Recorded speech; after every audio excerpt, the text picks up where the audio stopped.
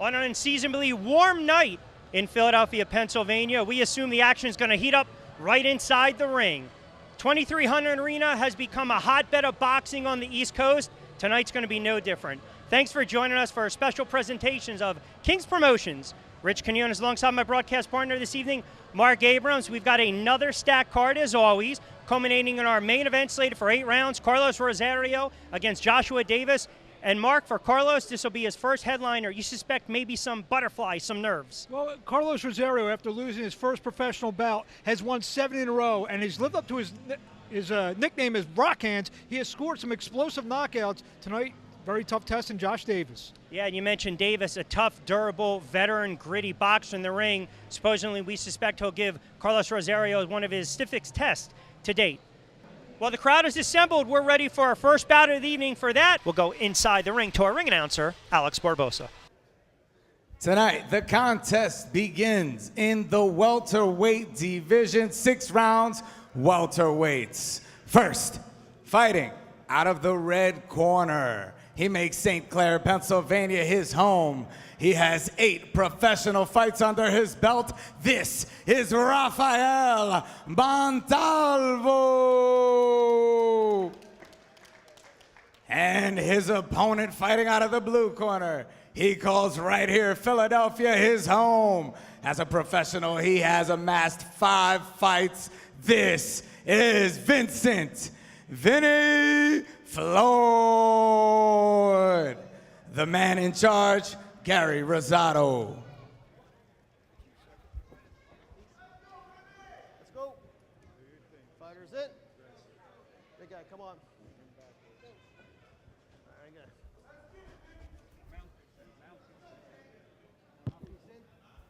Okay, gentlemen, I gave you specific detailed instructions in the locker room. I'm only going to tell you 2 things. Protect yourselves at all times. Obey my commands at all times. Touch gloves, bang at the bell. God bless.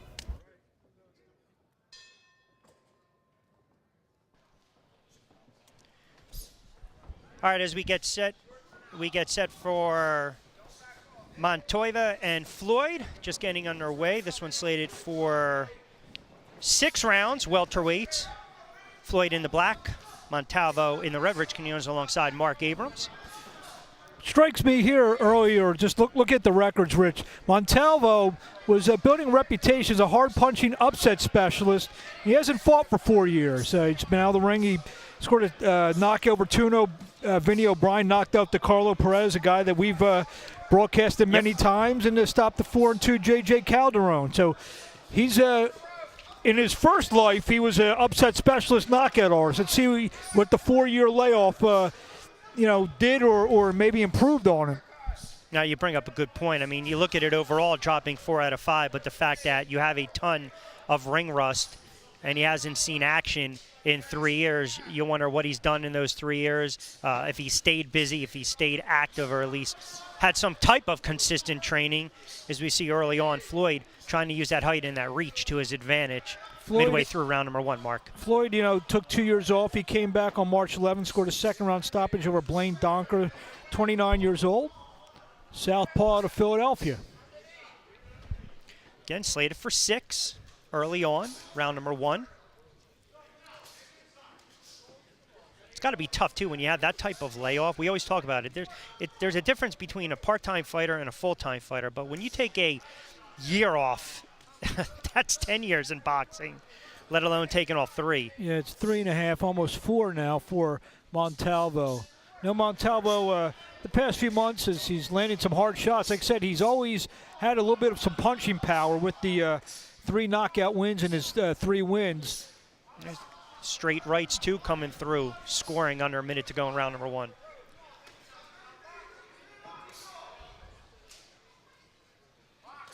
Oh, another straight right that scored. You mentioned, too, Floyd with the layoff. Yeah, but he, like I said, he's been out of the ring for about 2.5 months. He just needs another shot. Floyd, we said in the opening, is a 5-inch height advantage. He's not really using it. He's letting Montalvo get inside and just drill him with shots on the inside, snapping his head back repeatedly. You were dead on in the opening stages of the round when you mentioned Montalvo. just a knockout artist, right? Early on in his career, 3 knockouts out of 8 pro fights, but still has that power in there. Yeah. Even though he hasn't been active, still has that power we're seeing in round number 1. And I mean, just look at his record. 3 quality names, the East Coast boxing scene on his resume. So 1 in the books, slated for 6, welterweights Floyd and Montalvo. As we get set to take a look at some of the action in round number 1. Round clearly dominated at times by Montalvo, Mark. Yeah, you see him just working on the inside, scrapping away, and he got the shorter arms, and when the fight's inside, he's going to win that battle most of the time. So good opening round for Montalvo. Welcome back to boxing, Rafael. Gets that ring rust out of the way. More importantly, gets a round under his belt. So we get set for round number 2. Again, slated for 6, coming at you inside the 2300 arena in South Philadelphia, Pennsylvania. Vincent Floyd against that young man right there, Rafael Montalvo. And I know Montalvo, he's been in the gym because he's been slated to fight on some recent cards. Fights have fallen through for one reason or another. You see him on some bout sheets, and for whatever reason, he didn't come to the post, as we like to say in horse racing. Floyd in the black trunks, Montalvo in the red. Good opening round number 1 for Montalvo, as Mark pointed to, showed he still has that power. That right hand was really the dominant hand. That was the scoring hand in round number 1 for Montalvo.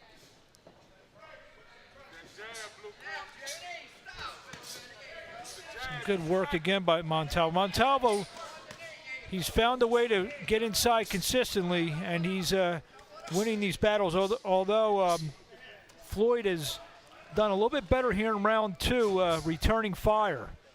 Just surprised he still hasn't tried to use that jab at all. Get a little distance. Oh, good left, though. Caught Montalvo walking in right there. It looked like a check hook. Wow. Montalvo might... Well, Gary Rosado is going to make him walk to him, show him something, but that was like a check left hook out of nowhere by Vincent Floyd. See if Floyd can capitalize on Montalvo, who's clearly shaken up now. Yeah, he is, Mark. And we were talking about if Floyd was going to get that jab going for distance and reach, and he just caught Montalvo walking in. I guess that's the penalty, the price that you pay when you're an aggressive fighter like that. You also leave yourself open to get caught. Good straight left by Floyd. See, Floyd now, he's pushing Montalvo back to create some distance for himself. So after a pretty dominant round number 1 by Rafael Montalvo, he hits the canvas in round number 2, comes back with a straight right on the counter. Yeah, I think maybe I'll be proved to be wrong, but I think we haven't heard the last from Montalvo in this fight for some reason. Tough fighter, tough chin, bounced back up. His legs were wobbly once he got floored. And the only man to have stopped him in his five losses, Montalvo, has been Anthony Juice Young, another guy we've called many of his fights, good quality fighter out of Atlantic City. Under 40 to go, round number 2, slated for 6.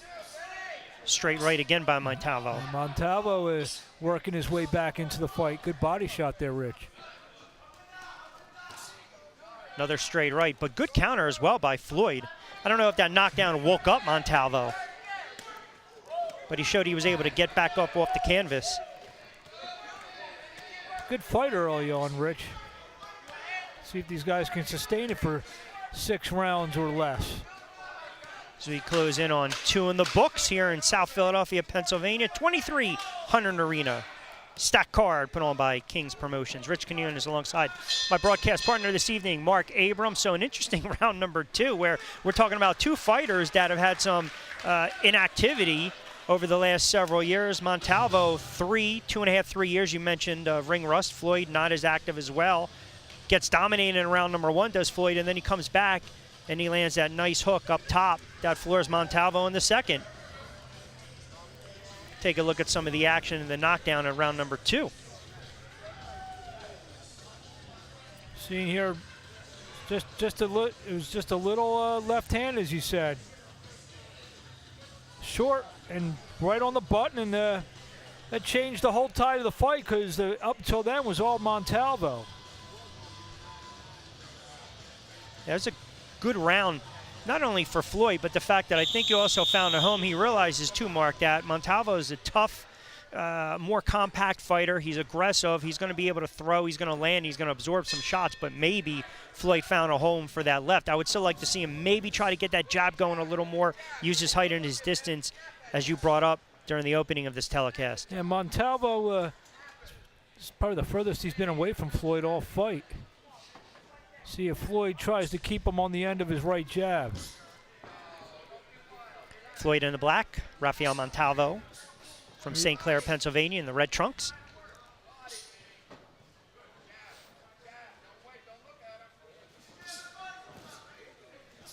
Good straight left again from Floyd. And another left up top. Now he's working the body a little bit, trying to build some equity. Round number 3, early stage is slated for 6. Floyd loves to fight on the inside, which eventually could play into Montalvo's hands, but right now he's kind of stemmed the tide a little bit, the knockdown.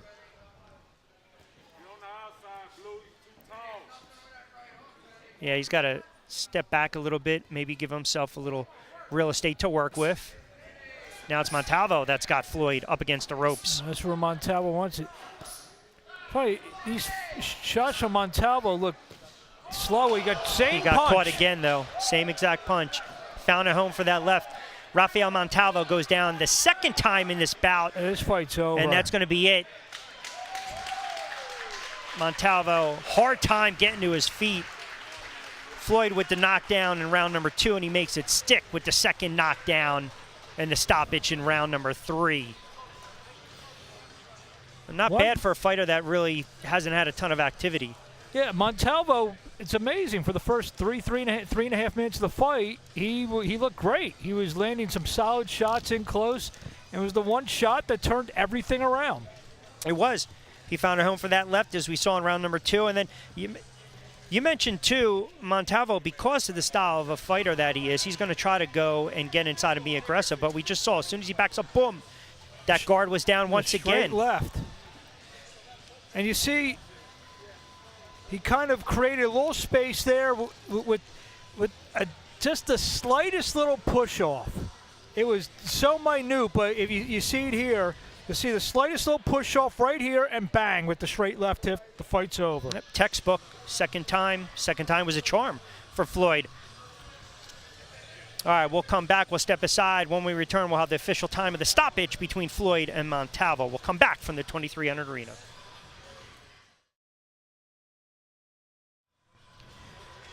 We welcome you back inside the 2300 arena in South Philadelphia, Pennsylvania. So a nice win by Vincent Floyd with the stoppage will make it official. For that, we'll go inside the ring to our ring announcer, Alex Barbosa.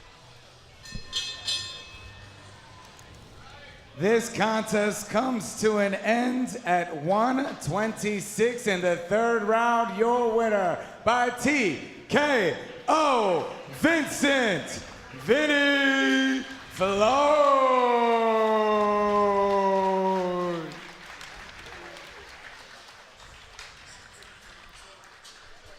So there you have it. Floyd, after getting dominated in round number 1, Mark Abrams comes back and he floors Rafael Montalvo in the second with that check left hook, and then does it again in the 3rd round. He gets a TKO win. Official time of the stoppage 1:26 as he gets his 3rd win of his career. You see, that was the first one that started everything, and here's the coup de grace with the straight left hand from Vincent Floyd.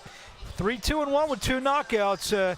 He has some confidence heading into the second half of the year. And confidence is what a young fighter means. As for Montalvo, he'll fall to 3-6. Big win for Floyd inside the 2300 arena.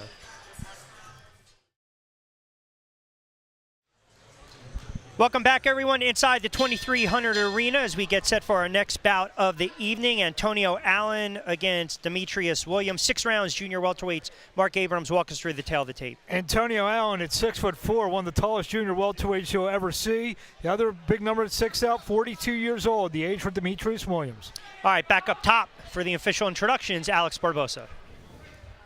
The following contest is scheduled for 4 rounds or less in the junior welterweight division. First, fighting out of the red corner, he calls Philadelphia his home. He has 2 professional fights under his belt. This is Demetrius, the Machine King Williams. And his opponent, he also calls Philadelphia his home. He has 5 professional fights under his belt. This is Antonio, the Sniper Allen. The man in charge, Ronald Bashir. You went over your rules in the dressing room. Protect yourself at all times. Obey my command at all times. Touch gloves, go to your corner. All right, so we'll get set for Allen and Williams. 6 rounds, junior welterweights. Allen, as Mark pointed out, extremely tall for a junior welter, 6'4" in the black trunks with the red trim. And Williams, the 42-year-old, black trunks with the white trim. Rich, I call these fights a Don Elbaum special. Don is one of the great, as you know, one of the great boxing characters. Longtime matchmaker. Used to put fights on with 2 guys with pretty backwards records. As you know, in a lot of the states, if you lose a certain amount of fights in a row, they don't ask you back to fight in the state. So in this fight, presumably one guy's going to win. So he'll be able to, fight 3 or 4 more times as an opponent, most likely. The question is it going to be the 27-year-old out of Philly, Pennsylvania, and Antonio Allen, 6'4", or is it going to be the 42-year-old?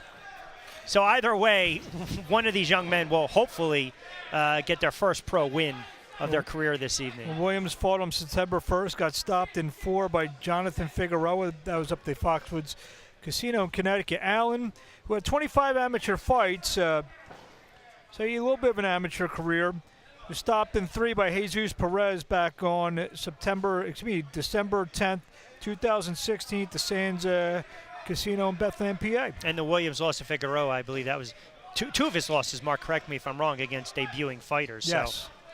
So tough spot, though. 42 years of age. You give him a lot of credit for jumping in the ring. And 3 of Allen's 5 losses were to debuting fighters. Well, as they say, something's got to give tonight. Yeah, Allen extremely tall, 6'4".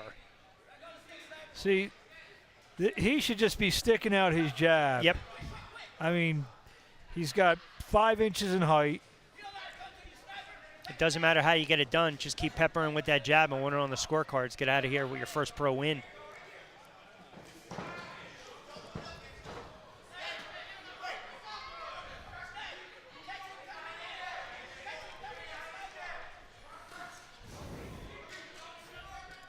So again, Allen, 6'4", 27 years of age, comes in with a 0-5 record. But again, 1 win in your career can help you out, at least keep you consistent. Williams, it's a different animal, right? 42 years of age.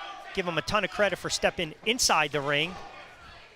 And you always want to give you never want to say that time is on someone's hand, but for a 42-year-old. Oh, good shot from Williams. If he wanted to get a win under his belt, This might be the best opportunity. This may be both guys' best opportunity for it. See, I wish Allen would just use that jab a little more. You're absolutely right. jab. Because what you're going to do is you're going to negate the fact that Williams is going to try to come in, and what he's ultimately going to try to do, Mark, is just try to outmuscle you, outwork you, outman you. You can tell right away. Williams, it's pretty clear, it's pretty evident. He's built, he's stronger. He's still 42 at the end of the day. Well, you could see actually at the end of the last round, he just nudged down. He almost threw him halfway across the ring. Sometimes you got to use those tactics inside the ring. As we've got one in the books between Allen and Williams. As we come inside the 2300 Arena, South Philadelphia, Pennsylvania. Another stacked card put on by King's Promotions. It'll culminate on our main event. Carlos Rosario taking on Joshua Davis. First things first, we got 2 fighters looking for their first pro win. Peeked in the Williams' corner, see the gentleman in the green. Well, now we're looking at Anthony Allen, but Danny Davis, long-time boxing man in Philadelphia. You have to suspect that they're telling Antonio Allen, listen, you've got the height advantage, you've got the reach, you've got 14 years on your side as well. use it to your advantage.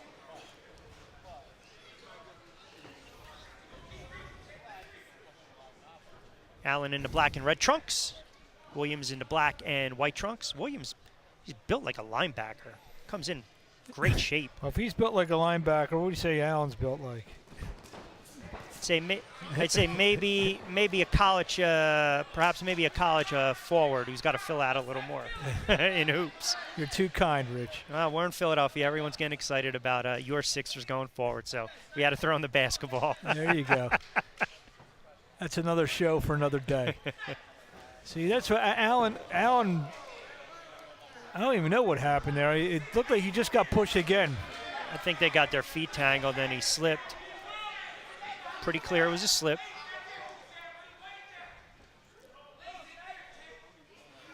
Well, we always hear the expression in the amateur ranks, sometimes you got to be first, you got to be first. We certainly hear it with young pros. One of these fighters has to be first. Yeah, well, I don't know.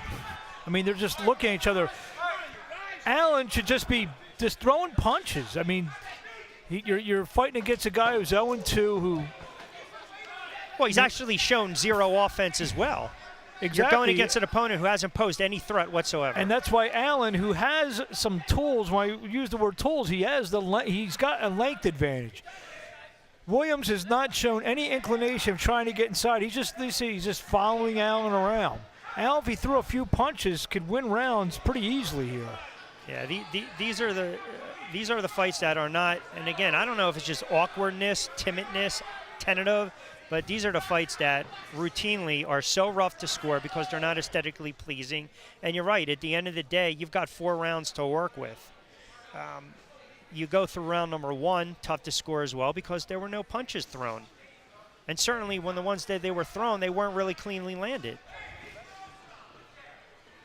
What do we always talk about, right? Ring generalship, aggressiveness, clean punches, quality of shots. Well, none of that's going on here. It's the complete opposite right now between these two. Under 40 go round number 2. There goes Williams. Williams must have hurt us. Shot in there, he landed a right hand. And there's blood on his back, and I'm wondering if that was from a clash of heads at all.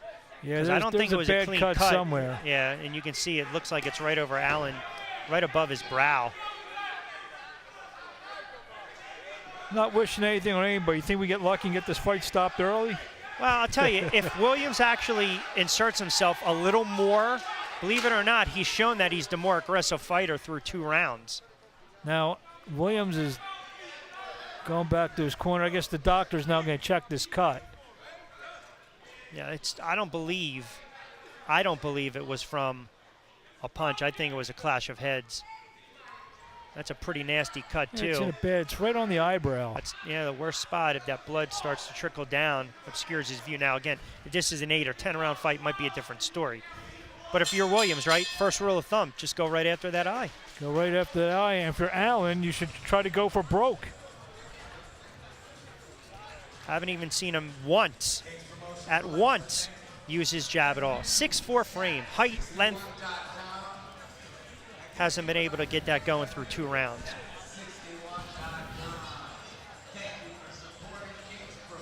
So as we get set for round number 3, we'll take a look at some of the action in a subdued round number 2. The only action was really the tangling of some of the feet.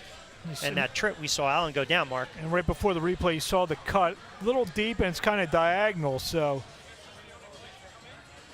That was actually Williams' best shot, was that right? And there's the, their feet got tangled up there. But Allen's balance, as you can see, look, his balance is not the best to be nice. He's got that awkward style, also makes for an awkward fight. See if this cut will wake him up a little bit. And now Williams is going southpaw. Yep. Started the first 2 orthodox, switched it up southpaw. Opening stages round number 3, slated for 4. Antonio Allen against Demetrius Williams. Not a lot of action thus far. But as you pointed out, Allen has yet to even get that jab going. And then Williams, we'll see if he can actually exploit that cut a little more. There's a jab from Allen. Well, a couple jabs, and even though they didn't land, he got a couple things done. He forced Williams into jumping in and holding.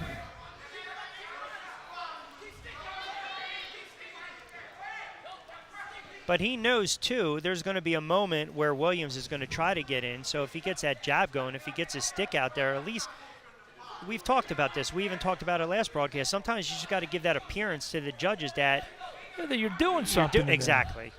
Anything. Because if the other guy is going to do nothing, all you have to do is do next to nothing and you'll win the round. Minute in, slated for 4. Not a clean shot by Williams, but backed up Allen. See Williams. Oh, straight right by Williams. That woke Allen up. Williams out the Johan Jim. We mentioned Danny Davis before. See Greg Hackett, Danny's son John Davis.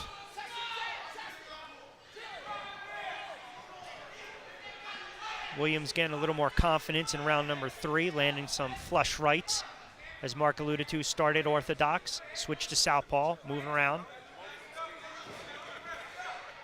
See, Williams has done next to nothing, and he'll win the round because he's done at least a little bit, at least trying to do a little bit.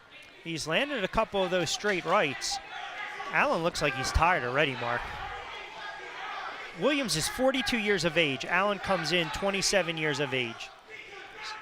He's 14 years younger, and he already looks like he's gassed. Allen told me he works for a health company, so. Ooh, another straight right by Williams. Pushed him back again. He's found a home for that right.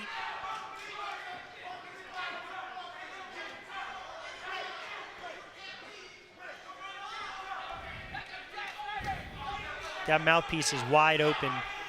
Yeah, like you said before, he looks gassed down.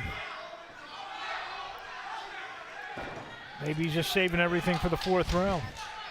As we close in on 3 in the books. Williams is content with just trying to get that one shot in there, that one right. These are the tough fights when it comes to scoring, as we've got 3 in the books as we get set for round number 4. So I'd hate to say the ebb and flow of a fight from time to time. The ebb was a couple rights, the flow was a couple rights, and that pretty much encapsulates round number 3. It's been all Demetrius Williams. As we take a look at some of the action, Williams, 42 years of age. Both these fighters come in 0 for 5 for Allen, 0 for 2 for Williams, but you see the left right there. Yeah, sees him jumps in with the left. See, at least he was trying to. There was actually a nice textbook right hand by Demetrius Williams. I mean, those last 2 rounds, it's been Demetrius Williams. Allen's got to go for broke, and he's got nothing left. If he doesn't have anything in the reserve tank, Williams just needs to dance around a little bit, connect, let his hands go. 42-year-old has a legitimate shot of walking away with his first pro win. 3 minutes away, age 42. Better late than never. Yep, absolutely. Give him a ton of credit for jumping in the ring. And like I said, he actually turned pro a year ago, so he actually turned pro at 41. You can say, look, he's in great shape for. Comes in tremendous shape. We should say well rested too, right? Demetrius Williams, both these fighters out of Philadelphia, Pennsylvania. Williams, 42-year-old, black trunks, white trim. Antonio Allen, 6'4", black trunks, red trim.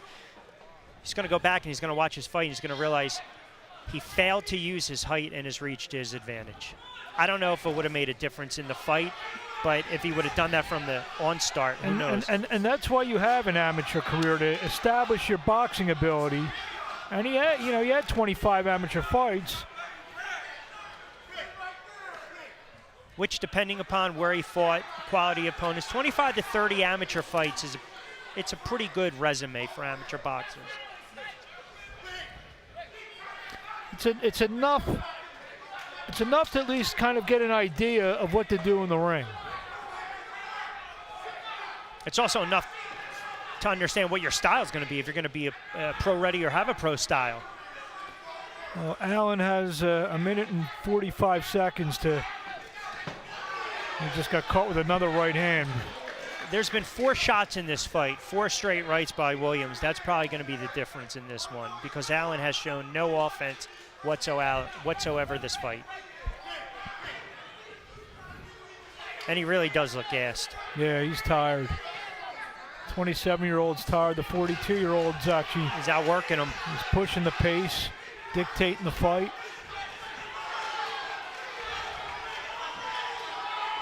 Allen not even close on that left hand. What are they looking at? I mean, what is this?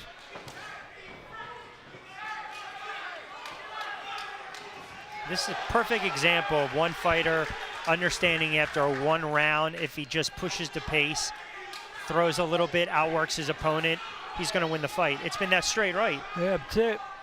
That's what you do against a southpaw. Straight right hand. Oh, there's another one. Late stages, this fourth and final round between Antonio Allen and Demetrius Williams.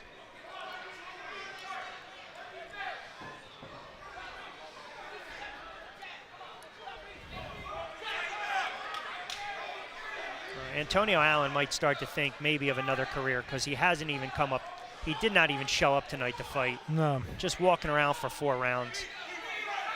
Well, this one won't make any boxing time machine. No, it's not. Williams with a good uppercut and then another left to try to close it out. It'll go to the scorecards, potentially academic. If I had to put you on the spot, unofficial. I think Williams won every round. I do too. And you know what? Deservingly so. You have a 42-year-old 0-2, giving boxing a try against a 27-year-old who's 0-5. Might want to rethink things going forward. So Demetrius Williams looking for his first pro win. We'll have the official decision when we come back. More boxing to come inside the 2300 arena right after this.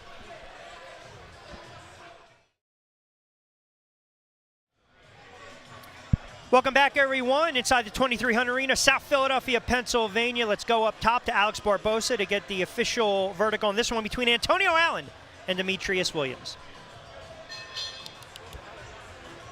After 4 hard-fought rounds, we go to the scorecards. All 3 judges see it 40-36 in favor of your winner, Demetrius the Machine King Williams.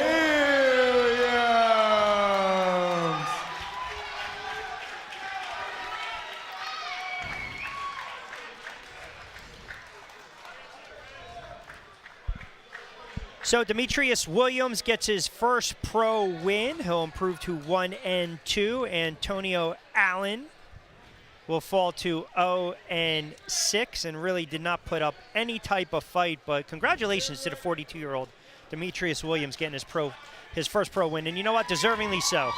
Absolutely. And, you know, it's always good to get the first one. Gives him a little confidence, and he'll move on to another fight.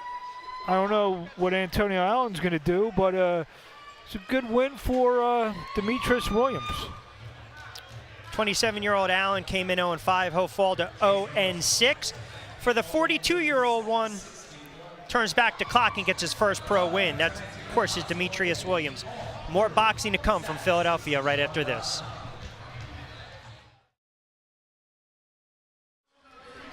We welcome you back inside the 2300 Arena in South Philadelphia, Pennsylvania. A special night of boxing presented by King's Promotions. Rich Canune is alongside Mark Abrams as we get set for our next bout of the evening. It'll be junior welterweight slated for 4. Titos Gonsalves taking on Gerardo Martinez. For that, the tail of the tape, Mark Abrams. Yeah, the only number really stands out. Gonsalves has a pro fight. He's 0-1. Let's see we will witness from the pro debut of Gerardo Martinez, Rich. Back up top for the official introductions. We'll go back inside the ring to Alex Barbosa. The following contest is scheduled for 4 rounds or less in the junior welterweight division. First, fighting out of the red corner, he makes his home Coatesville, Pennsylvania. Tonight, this is his professional debut. This is Gerardo El Niño Martinez. And his opponent fighting out of the blue corner. He makes right here Philly his home.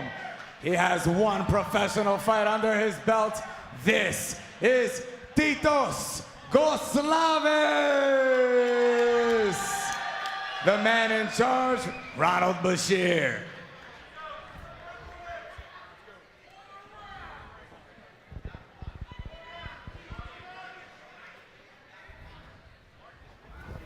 dressing room. Protect yourself at all times. Obey my command at all times.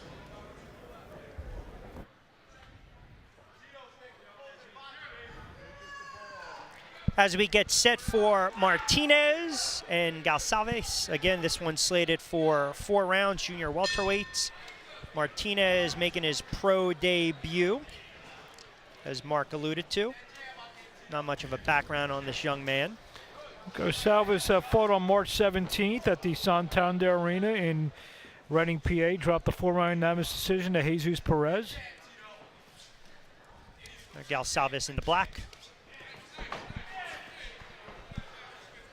Martinez is trained by Jimmy Dioria out of the Phoenixville area. Jimmy, a former fighter, turned policeman. Early on, both these two young fighters letting their hands go. Good combination by Martinez. Yeah, landed a right uppercut, did Martinez. Good Martinez counter is- by Gonçalves, another right uppercut, Mark. Yeah, Martinez is a strong-looking kid here, and he's very aggressive. Shoots off a nice jab and another one. Yeah, that left stuck. 2 straight lefts, doubled up on that left jab. Gonçalves now coming back with a couple counters of his own. Good right. Shaping up to be a pretty good scrap early, Rich. Slated for 4 junior welters. Let their hands go early on. A lot of action thus far in this one. Oh, there's a Oh, perfect wow. right hand. Wow. Whew, wow. Gonçalves is, yeah, he looks like he's out. He's a little wobbly there. You know, and he's glanced over too. Martinez trying to make quick work of Gonçalves in his pro debut. Has him in trouble. Yeah. Again, he goes down. No? Yeah. That's it, yep. That's a good stoppage. That's a good stoppage because after he absorbed that first knockdown, I think he's still out on his feet, it seems. Yeah, he never really gathered himself after that first knockdown. But I saw, and I think you agree with me early, you know, Martinez, strong kid, was boxing, and he put together a nice complete performance inside just over a minute. There was Great the first right. knockdown. Yeah, great right hand that caught him. And look how he awkwardly landed on canvas. And then a left hits him right near that ear, throws off that equilibrium a little bit. Not a clean shot, but I think it was more to the effect of the damage from that first knockdown and good stoppage. And he even had a referee let Gonçalves go a little bit more, which wouldn't have been the worst thing in the world. I think it would have only been seconds that this fight would have been fight would have been stopped. Yeah, you're right. I think it ultimately would have been inevitable as well. All right, we'll come back to the official time of the stoppage as well. We'll step aside. More boxing from Philadelphia right after this. We welcome you back inside 2300 Arena, South Philadelphia, Pennsylvania. Let's get the official time of the stoppage between Martinez and Gonçalves. For that, back up top to Alex Barbosa. The bout comes to an end at 147 in the first round.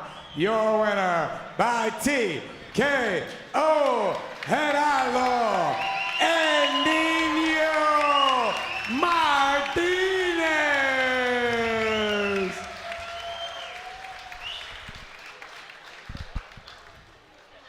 Well, not bad for a pro debut for Gerardo Martinez. Scores a TKO win, 147 official time of the stoppage in round number 1. Let his hands go early on, and perhaps we will see him in the future, I would assume, on a lot more cards here. Yeah, you took the words out of my mouth. This is a kid I want to see develop, because I think, I don't know, what the future is. It's his first fight. But there's definitely some tools to work with there, and he's got a pretty good idea, and he can punch a little bit, and he showed some boxing skills, Rich. And he has that fan-friendly style that has the opportunity to bring the house down. Nonetheless, not a bad debut. Comes away with a TKO win in his pro debut.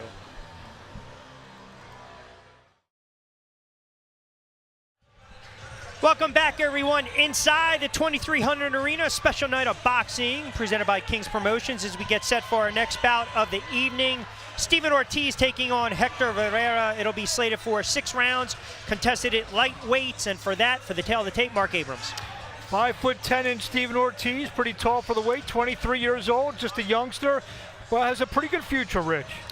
All right, for the official introductions, back up top to our ring announcer, Alex Barbosa. The following contest is scheduled for 6 rounds or less in the lightweight division. First, fighting out of the red corner, he joins us from Sidra, Puerto Rico. He has 4 professional fights under his belt. This is Hector Rivera. And his opponent, fighting out of the blue corner, he calls right here Philadelphia his home. He is undefeated as a professional with 5 wins. This is Steven Ortiz. The man in charge, Gary Rosado.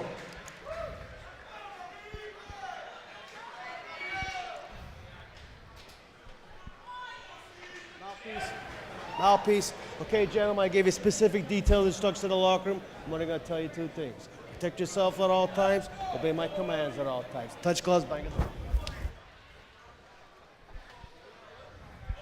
All right, as we get set for Ortiz and Rivera, Gary Rosado in charge of the action inside the ring. Ortiz with the black trunks, red trim. Rivera out of San Juan, Puerto Rico, comes in with a 3-1 mark. Black trunks and the red trim. For Ortiz, 5-0, upstart, rising prospect. A lot of good things about this young fighter. Yeah, he's got a win over Osnell Charles, solid veteran from the Atlantic City area. Last bout, he stopped Daniel Tran in 2 on October 14th, right here at the 2300 Arena. 3rd straight fight here at the 2300 Arena for Ortiz. Rivera, coming off a disappointing loss, he started his career 3-0, a first-round knockout over a 4-0 fighter, then lost a majority decision on 1-3 Jimmy Rosario on the 9th of September. So you can actually make the argument this is also a step up for him as well, and a good test for Ortiz. Rivera is trained by Evangelista Cotto, who's the uncle of the future Hall of Famer and the longtime trainer of Miguel Cotto. So, he's getting good instructions back in Puerto Rico. Good body shot, stab and jab by Ortiz. Ortiz is a Puerto Rican descent. He actually has a 4-round nemesis decision in Puerto Rico as well. So a couple Puerto Rican fighters. Good jab again from Ortiz. Bring it up north to Philly, although Ortiz is a Philadelphia kid. So early on, round number 1 slated for 6. Ortiz was able to score momentarily with that just soft jabs to the body, but certainly getting the attention of Rivera a little bit. And Ortiz is trained by the probably one of the hottest trainers in the country, definitely one of the top in the area, and Raul Chino Rivas, who is Jason Sosa and Tevin Farmer. Yep. Did a wonderful job with both those fighters respectively. Nick Rosario in his corner as well. We'll see his brother later on this evening. Main event, Carlos Rosario. It's a good test, I think, for both these fighters, because you mentioned Rivera. Okay, what Rivera is going to show up? The one that started his career 3-0, or the one that just dropped his last bout? And then you mentioned Ortiz 5-0, and a lot of people believe he's a quote prospect in this area. Can he get a signature win, a quality win on his resume? Both guys have pretty good amateur careers. There's a left to the top of the head. Well, now back of the head, Gary Rosado. Okay. I think he called it correctly in that. That's what I thought. He looked like he cuffed him a little bit. But when Rivera got to his feet, he kind of was a little shaky. Did you see that? Well, I was saying Rivera had 120 amateur fights. Ortiz had about 77, winning 70 of those. So both guys had pretty good amateur careers. See Ortiz, though, just crisper with his jabs early on, Mark. See, he's committed to that jab, just throwing that left out there continuously. He's one of the few fighters we've seen tonight actually use his height. That's a hard good left. After the bell, though. Right at the bell. They called a knockdown. Wow.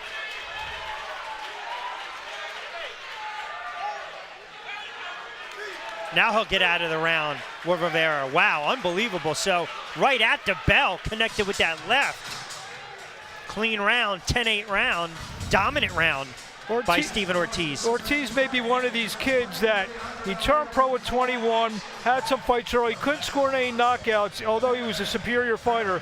Scott got the stoppage in his last victory, and maybe he's starting to round into his strength now. Well, good action in round number one. He got that left going, but really the flurry came on the last 20 seconds. And then as we saw the close to the round, there's that early on, as I mentioned, some of those stabbing jabs. Yeah, the jabs set everything up early. Another jab. There he got hit with a little bit of a left now, and that's the one that was ruled not a knockdown. That was the cuffing shot behind the head. Good call by Garizado, but this one counts. Bang. And you see what set it up too, the body shot. Yep. So Rivera was able to beat the count, get out of round number one, a round dominated by Steven Ortiz. See if the minute was enough to help help Rivera regain his senses. Good right hand by Ortiz. Yeah, I think Ortiz understands. He's established that jab. If he just starts stabbing a little bit back downstairs, he thinks he's going to find a home. Rivera drops his hands too. You watch a little bit. When Ortiz starts to stab and work that midsection a little bit, Rivera's going to drop his hands.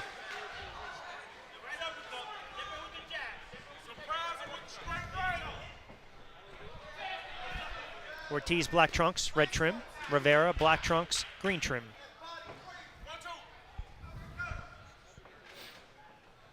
See Ortiz sticking the jab out a little bit, now moving, trying to find good space, a good angle for that left hook. Yep, there's and that jab. Right back to the jab. Which tells you right off the bat that he had a stellar amateur career.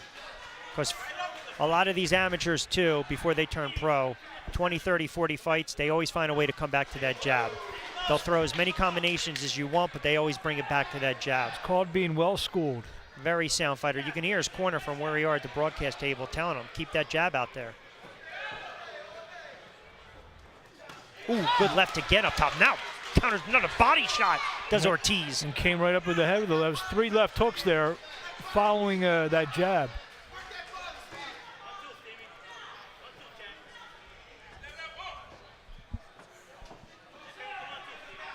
Good opening stages of round number 2. Another one. Another one up top. Pushes back Rivera as he ducks under that left. Another shot again off balance. Ortiz caught Rivera. That was 4 left hooks in about 3 seconds for Ortiz, and every one of them landed. Conversely, if you're Rivera, how do you negate that? What's your defense? He just did a nice little combination with the left hook and the uppercut. Now he's going to start featuring the uppercut now. Oh, my goodness, another left by Ortiz. Rivera goes down again. Perhaps premature celebration by Ortiz. Jumping up on the ropes like that, thinking he scored the TKO. He's got 30 seconds to see if he can finish it. Another left. Rosado watching the action. Another right. Oh, he wobbled Rivera again. Comes back with an uppercut. He's going to go down again. This fight's over. It. What a win for Steven Ortiz. Now he can celebrate. Wow. Good performance by Steven Ortiz. Like I said, this is a kid. He had a nice amateur career. There was some expectations when he turned pro. He's still undefeated. Now he's starting to show his power. It's 2 consecutive knockouts. I don't think Chino Rivas was happy with him celebrating after that first knockdown. But as you alluded to, he's got some power.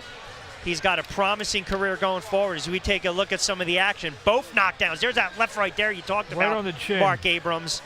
And then perhaps celebrating too quickly, but then coming back with the right.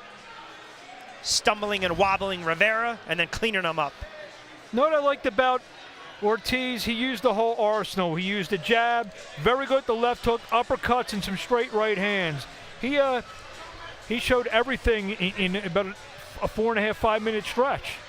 That's a big win. Nice win on his resume. All right, we'll step aside. We'll come back with the official time of the stoppage right after this.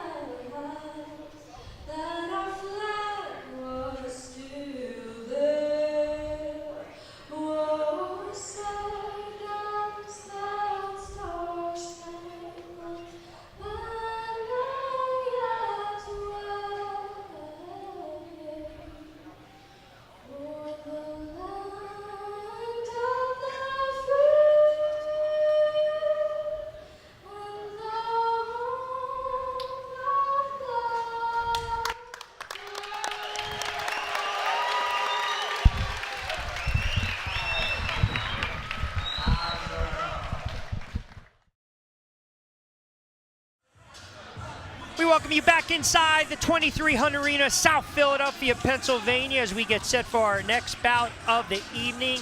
Tyrone Crawley taking on Juan Rodriguez, contested at the junior welterweight division, slated for 6 rounds. For the tail of the tape, Mark Abrams. Crawley, 31 years old, 5 years older than Rodriguez. Rodriguez, though, has twice the amount of experience, or more than twice the amount of experience, Rich. All right, for the official introductions, back up top to Alex Barbosa. The following contest is scheduled for 6 rounds or less in the junior welterweight division. First, fighting out of the red corner, he calls Manassas, Virginia, his home. As a professional, he has 13 fights. This is Juan de la Cruz Rodriguez.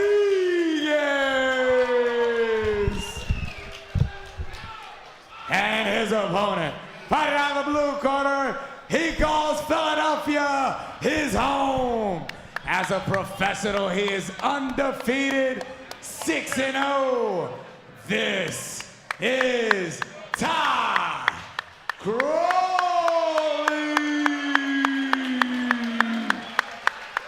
The man in charge, Ronald Bashir.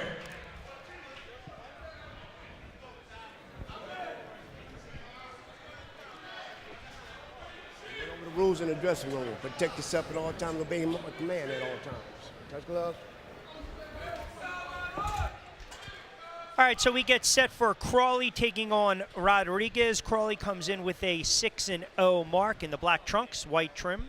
Juan Rodriguez 7-6, and I believe a draw mixed in there too, Mark Abrams, with 5 knockouts in the solid blue trunks. It'll be slated for 6 rounds junior welterweights.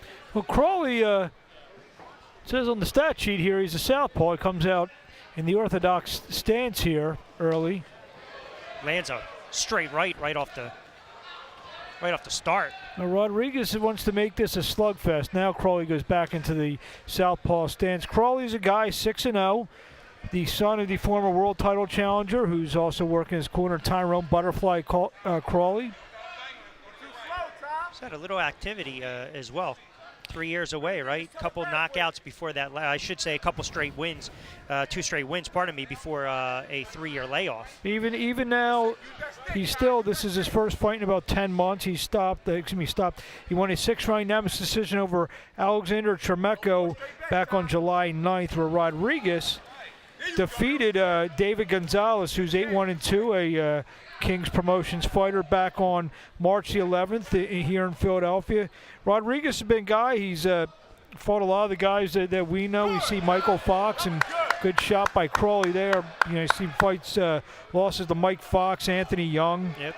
Nathaniel, he's got a stoppage over Nathaniel Rivas, who's the son of Chino Rivas, who we mentioned, a terrific trainer. Fought Miguel Cruz as well. You know, in the fight against Anthony Juice Young, Anthony was just able to just jab him to death in that fight. And you just wonder if Crawley watched any video of that fight, he realized he might be able to find a home for that jab and just frustrate Rodriguez. Rodriguez is one of those guys, 7-6-1 you look at, but he's a tough guy, and he's beaten some really good fighters. David Gonzalez, Rivas, who was 5-0.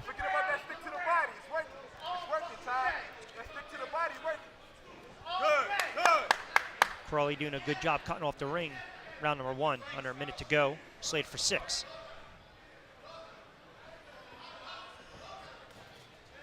Now it's Rodriguez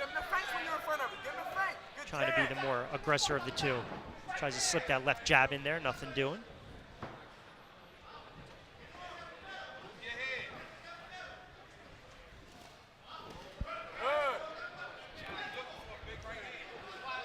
Crawley's looking for an uppercut as Rodriguez tried to jump in on the inside. Crawley trying to counter with that left. See Crawley kind of pushing his punches. You can tell that doesn't have a lot of pop yet. He hasn't displayed it much in his career. Former basketball player at Penn State, Tyrone Crawley. 31 years of age, out of Philadelphia, Pennsylvania. All city basketball player at Roxborough High School.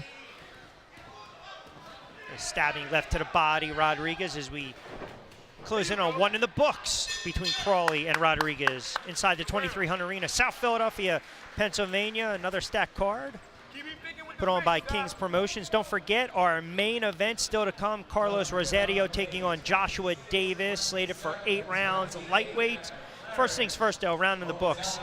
Anything stand out as we take a look at some of the You action? see some of the action here. You see Crawley jumped in with, the straight left hand as he, and there he got caught with the right hand as he tried to throw that uppercut.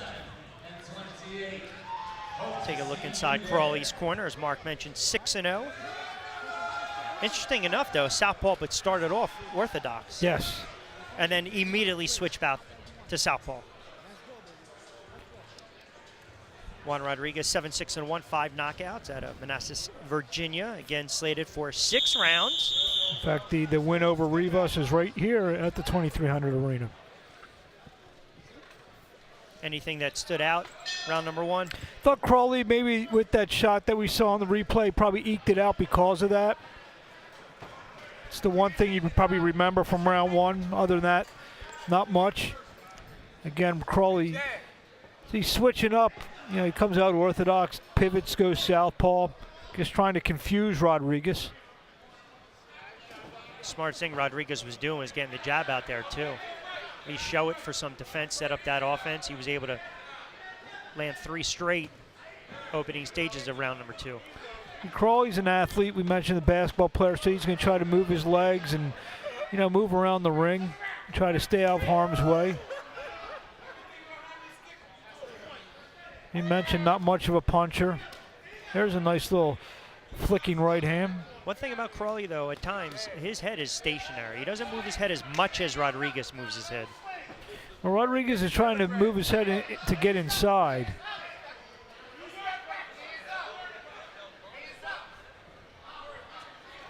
Crawley's got a child on the way. First one, he told me.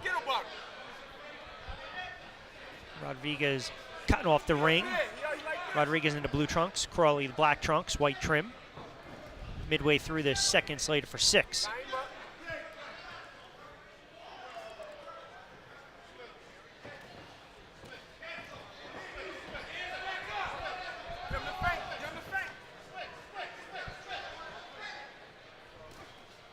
See, Crawley's trying to walk in and throw an uppercut, and there he gets pushed back to the ropes.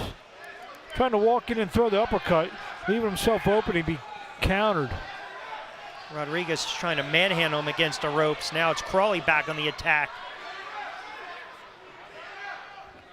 Again, Rodriguez.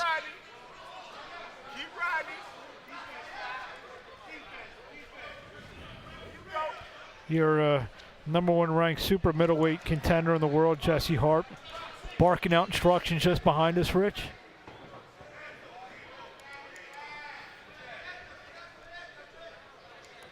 Under 40 to go, round number 2.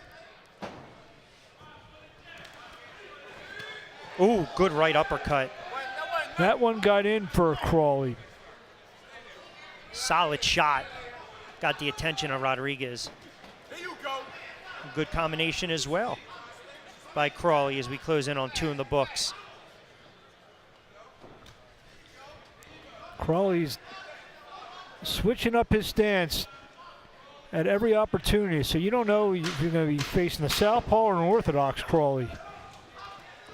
We mentioned, too, the inactivity. He's 31 years of age. Conversely, Rodriguez is 26 years of age, but yet Rodriguez has had 14 pro fights to Crawley's 6. Crawley he works at the UPS, so maybe that could be cause for some of the inactivity. There's always that fine line of part-time fighter, full-time fighter. How many times have we talked about this over the years? A lot of times they have family, some go to school, they work a part-time jobs, 2 jobs, a full-time job. It's tough. That consistency is the key as we take a look at some of the action. See Rodriguez get turned around, little right inside from Crawley. And here comes the uppercut on, actually the uppercut Wasn't just flush. missed. Yeah, it grazed him. It grazed him, so good action from round number 2 right there. And you start to see, again, both the fighters, it appears that they're starting to settle in. 2 in the books. Unofficially, how do you score through 2? Well, I think Crawley, based on the one punch on in round one that got through and some of the aggression on the ropes, you say he could be up 2-0. Slated for 6. Rodriguez in the blue trunks, Crawley in the black and white. Again, we're coming inside the 2300 arena. South Philadelphia, Pennsylvania. This arena has just been a hotbed over the last year or two, several years, I should say, for some great boxing month in and month out. Another stacked card put on by King's Promotions alongside Mark Abrams on Rich Quinones. Don't forget our main event, Carlos Rosario taking on Joshua Davis. See, Crawley's trying to kind of rock back and land a counter as Rodriguez comes in. Good, straight right again by yeah, Crawley. It's a good right hand. Trying to rock back and land a shot. He knows Rodriguez is going to try to get in and get inside and kind of force a brawl, an ugly fight inside. So Crawley's just trying to kind of create a little space for himself and land a nice counter. Yeah, and conversely, you can faintly hear Rodriguez's corner telling him, come forward, let's go, let's go.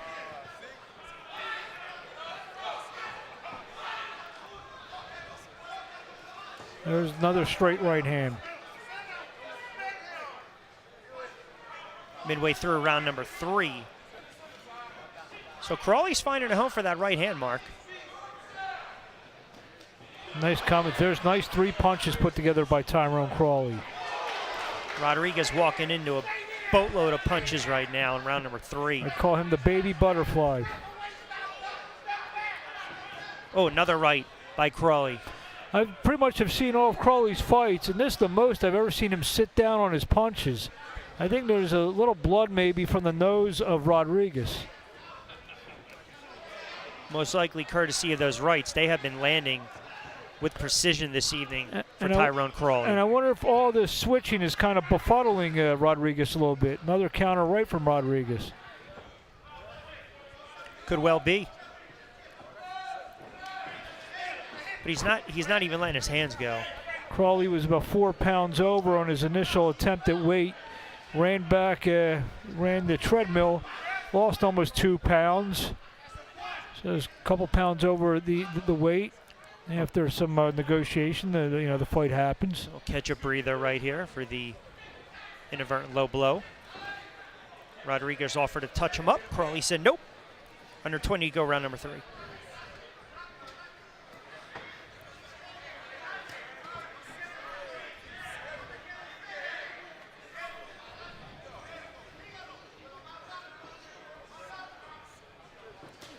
Oh. Another left, good combination again up top by Crawley.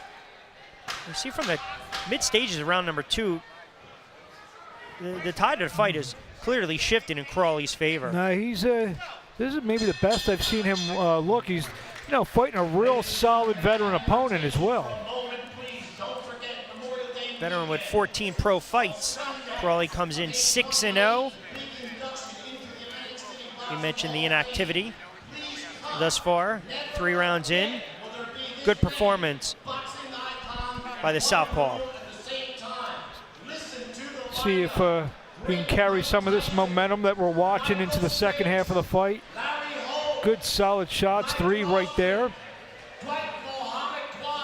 He's got a little more bounce in his step too as the fight progresses. And he keeps catching Rodriguez walking in too, Mark. Yeah, that's what I'm saying. He's kind of taking a little half a step back, creating a little space, and landing the scoring blows. Well, thus far I have a clean sweep, all 3 rounds in favor of Crawley. Yeah. 30-27. I'm right so with you. You wonder if Rodriguez is going to wake up a little bit. And you mentioned the head movement, trying to get inside. He's not able to this evening.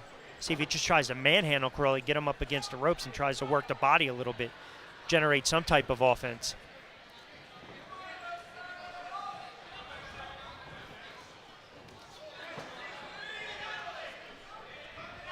You're right, Mark. I go back to what you said early on in this fight. The switching orthodox southpaw.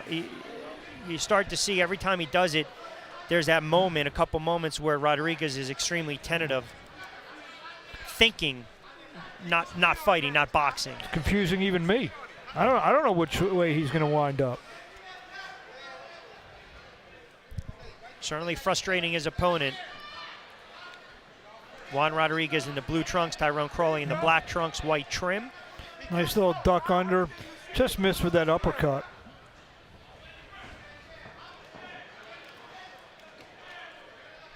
I think there's going to be a time in this fight, and it might be now, where Rodriguez has to go for broke. He's got to try to land something. Well, the one thing about him, that's kind of in his nature. I mean, he's got 5 knockouts and 7 wins, so he's displayed he has a little pop.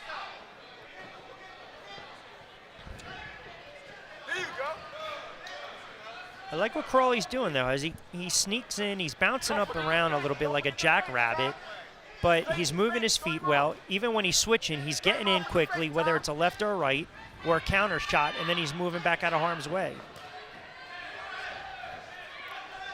Rodriguez, who is from Manassas, Virginia, but is 2-0 in Philadelphia. He's going to have to start to generate a little bit of offense right now and press the issue if he's going to try to get his 3rd win in Philly and his 8th professional win. Because Tyrone Crawley has fought a solid fight this evening. Hasn't done anything spectacular, but it's been a solid performance. Yeah, there's been a few flashy combinations. I'd safe say either fighter's really not generating offense. Good uppercut by Crawley. Yeah, he got caught with 1 shot, but he kind of bounced off the ropes, landed the uppercut. You see that shit coming, Tom. You see everything coming, baby. Under 30 to go in this 4th round. Again, scheduled for 6. See, this is what Rodriguez needs to do. Get on the inside and work. And he landed 2 or 3 shots. When he just did that, Crawley pushed him across the ring. And then he keeps switching again, does Tyrone Crawley. He actually just switched in mid-punch. Don't telegraph your shots. I don't know how often I've seen something like that before.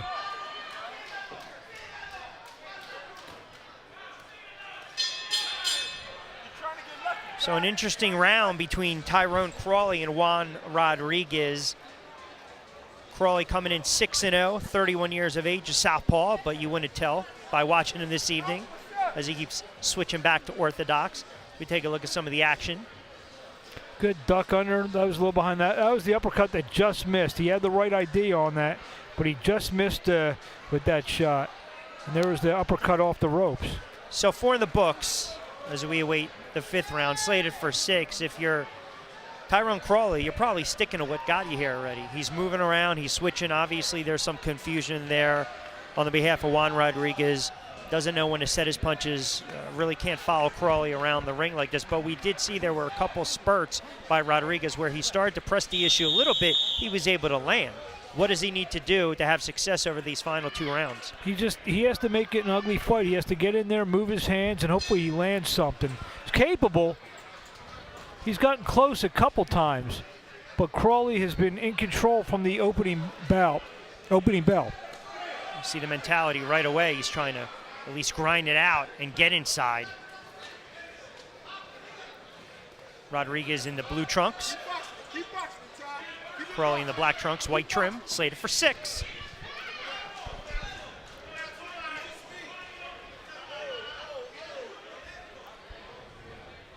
Inside the 2300 arena, South Philadelphia, Pennsylvania. Don't forget our co-main event, Antoine Akins against Amir Shabazz. And then, of course, we'll cap off tonight with our main event slated for 8 rounds. Carlos Rosario taking on Joshua Davis alongside Mark Abrams on Rich Quinones. Minute in this 5th round between Tyrone Crawley and Juan Rodriguez.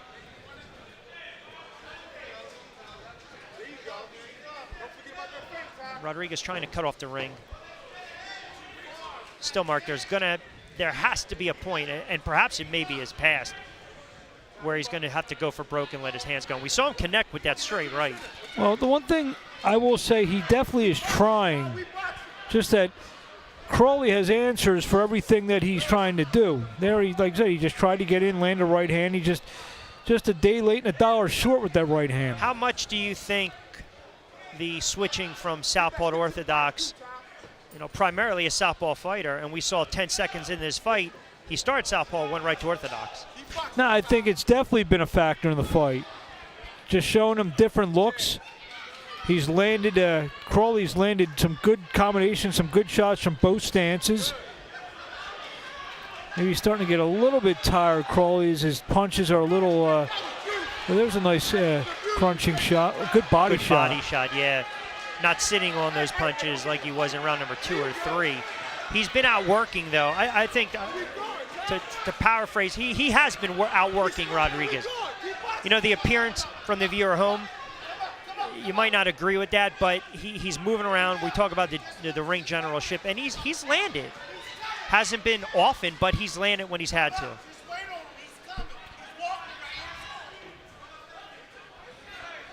Crawley looking very focused in there.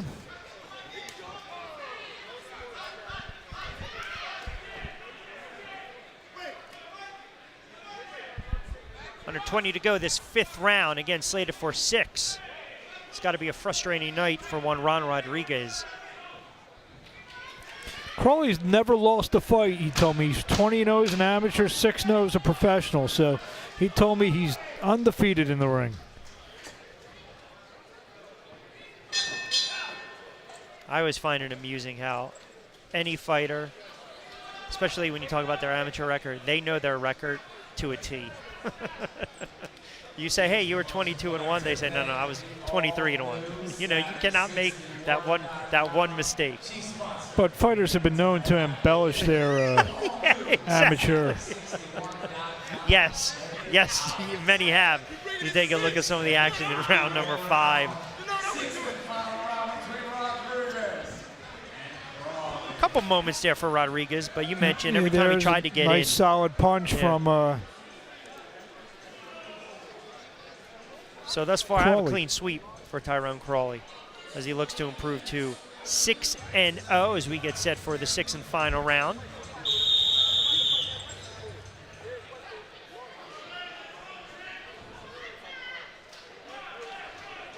He's taking an extra breather. He's been putting in yeoman-like effort tonight. They'll touch him up.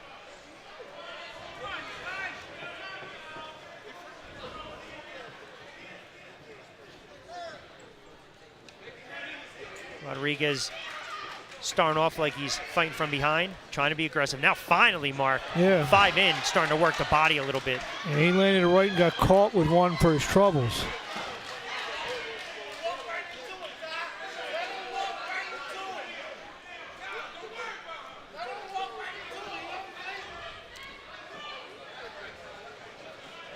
Another left again by Crawley, gets out of harm's way.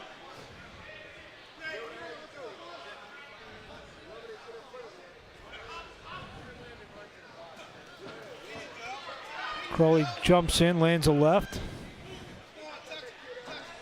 Now you pointed out every time Rodriguez tries to sneak inside, he's going to get caught. They haven't been the crispest of punches, but I think they've done enough damage where they're going to accumulate points on the scorecard. Yeah, absolutely. And we saw he did enough damage to, I know they stopped the bleed in the corner, but, you know, Rodriguez's nose was bleeding for a few rounds. The clock's got to go off for Rodriguez. The time is now if he wants to make something happen in the 6th and final round. I think he's trying. He just can't find Crawley. Crawley's moving around a lot now, as you can see. Very difficult to find a guy if he doesn't want to be found. Connected with that left. Could be too little too late. $1:20 to go in the 6th and final round. He's trying to Good set, right. Yeah, maybe he can salvage just around a little blood from the nose of Crawley now. Guess when you have a couple bloody noses, can't be that bad of a fight.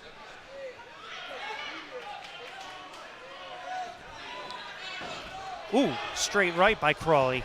That's kind of been this theme of the night. We really haven't seen a ton of flurries or combinations. It's 1-2 and then get out.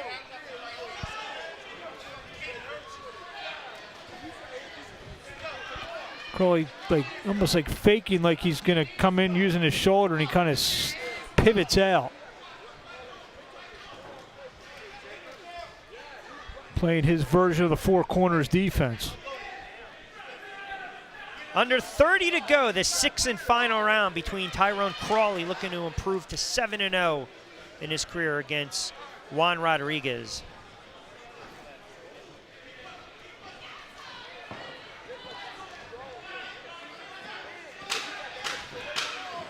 Final 10.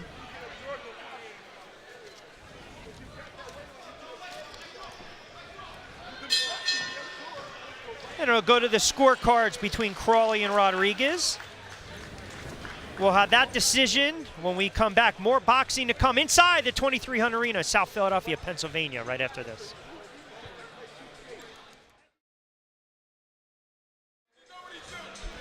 Welcome back inside the 2300 Arena, South Philadelphia, Pennsylvania. Let's make this one official between Tyrone Crawley and Juan Rodriguez. For that, back up top to Alex Barbosa. After 6 hard-fought rounds, we go to the scorecards. Judge Rubenstein scores about 59 to 55, while judges Kinney and Vargas see the bout 60 to 54 in favor of your winner by unanimous decision and still undefeated, Ty Crawley.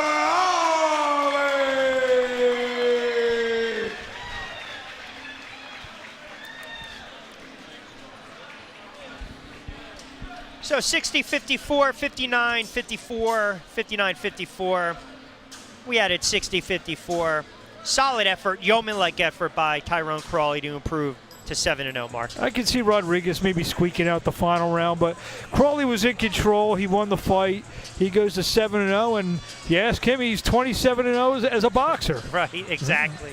Didn't do anything spectacular, but I really think early on, the fact that he was switching stances from southpaw, boom, 30 seconds into orthodox, really disrupted Juan Rodriguez. And you could see him just landing some decent little flurries, some little combinations, and that's more than anything Rodriguez was able to muster up. Rodriguez tried during this fight, but was never able to sustain anything of note, Rich. Yeah. So the 31-year-old southpaw from Philadelphia, Pennsylvania improves to 7-0. Rodriguez falls to 7-1. More boxing from South Philly right after this. We welcome you back to South Philadelphia, Pennsylvania, inside the 2300 Arena. Rich Quinones alongside my broadcast partner, Mark Abrams. Special night of boxing put on by King's Promotions as we get set for Thomas Velasquez taking on Brandon Cenuto. For that, the tail of the tape, Mark Abrams. Thomas Velasquez, the 21-year-old from Philadelphia. 8-0, 5 knockouts, looking for win number 9. Solid prospect. We'll see if he can get it here tonight, Rich. We'll see what the rave reviews are all about this young man, as Mark mentioned. For the official introductions, back up top to our ring announcer, Alex Barbosa. The following contest is scheduled for 6 rounds or less in the lightweight division. And tonight is in association with DSG Promotions. The man in charge, Mr. Gary Rosado. First, fighting out of the red corner, he calls Baja California, Mexico, his home. As a professional, he has 8 fights under his belt. This is Brandon Bam Cenuto.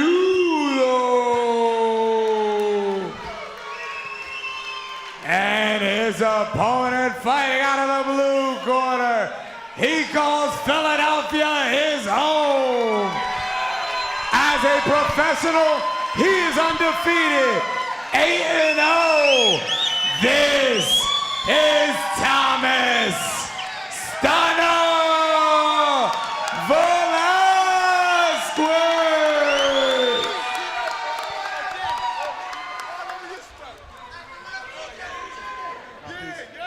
Okay, gentlemen, I gave you specific detailed instructions in the locker room. I'm going to tell you 2 things.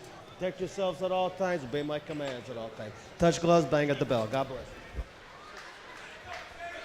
So we are getting set for Velasquez against Cenuto. Cenuto in the gold trunks, and the rising prospect, the young gun, the 21-year-old Thomas Velasquez in the blue trunks with the, we'll call it silver and yellow trim. Again, slated for 6 rounds, lightweights. See a couple of interesting things here. If you look under Cenuto's ledger, lost his first 3, won his last 5. But if you go inside the numbers, 4 of those fighters had a combined record of 0-18, and the last guy he beat was a pro debuter. So I don't know if you want to call this fool's gold with his record, where Velasquez is 8-0. He's slowly upping the competition. He's fighting some veteran guys. Cenudo is the next step in that ladder. And for 21 years of age, you got to go back when he turned pro several years ago. He's on that undercard of the Paulie Malignaggi, Danny Garcia bout. So right away we say the bright lights. It doesn't appear to affect this young man. And there's a lot of, I think there's a lot of, I don't want to say hype surrounding him. He is just 21 years of age. Good amateur record, good amateur pedigree as well. 8-0, and I think no matter what, it's a step up because he's taken on a compact fighter from Mexico. And you mentioned the quality of opponents for Cenudo. It could potentially be fool's gold. Yeah, you mentioned the name Danny Garcia. He's very close with Danny Garcia, actually promoted by Danny Garcia. So, ever since he turned pro, or actually very early into his amateur days, Thomas Velasquez has been at the side of Danny Garcia. So he's been along for the ride, so to speak, and I'm sure he's been soaking up the knowledge that the the two-division world champion Danny Garcia has been able to instill on him. He's fought in the USA Championships, the JOs as well. So that's the Junior Olympics for the uninformed. The amateur background, the amateur pedigree is certainly can never be questioned. He does have that pro style. Yeah, he told me he only had 33 amateur fights, but he fought them all in high open competition. So. And that's the key, the open competition. 8-0 as a pro, 5 knockouts.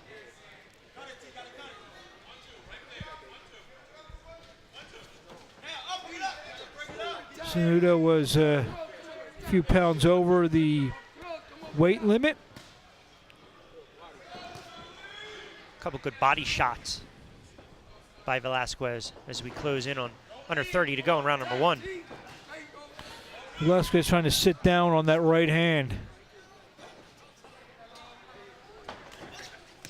Good body shot, good combination, doubled up with that left. Yeah, he just missed with the second left hand.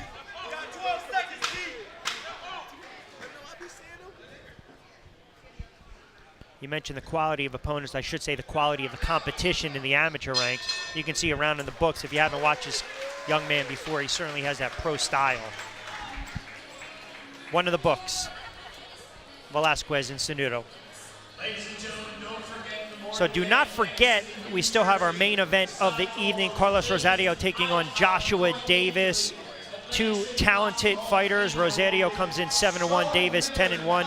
That's a good test for both fighters respectively. Let's take a look at this young man right here. Thomas T.J. Velasquez, 8-0, 5 knockouts. Thomas Velasquez Sr. running the corner.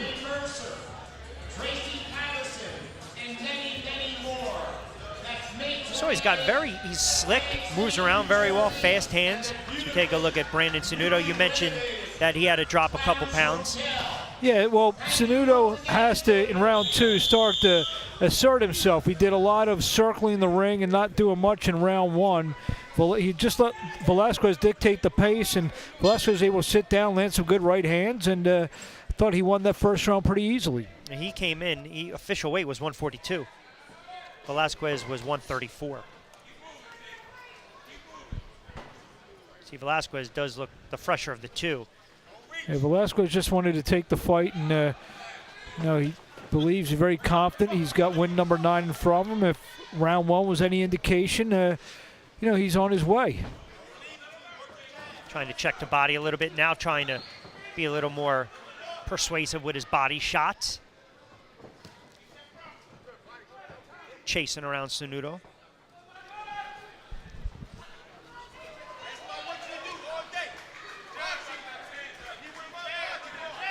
Just missed with that right hand. Left gets through, though. Doing a good job finding home with those body shots, Mark. Well, if you have a guy who's using his legs and trying to move around the ring, the way to slow him down is with body shots. There's Cenudo, another one. Yeah, he's been on the retreat.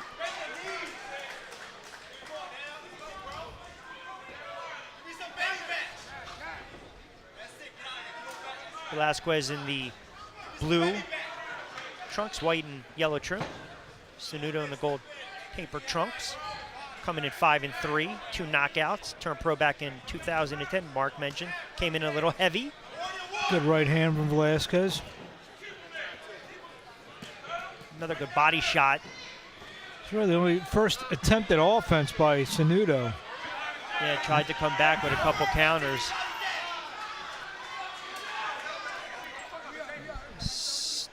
Momentarily. His shoe untied of. So Gary Rosado in charge of the action inside the ring. Perhaps giving a little more time for Brandon, a.k.a. Bam Cenudo, to regroup. Get a couple extra breaths.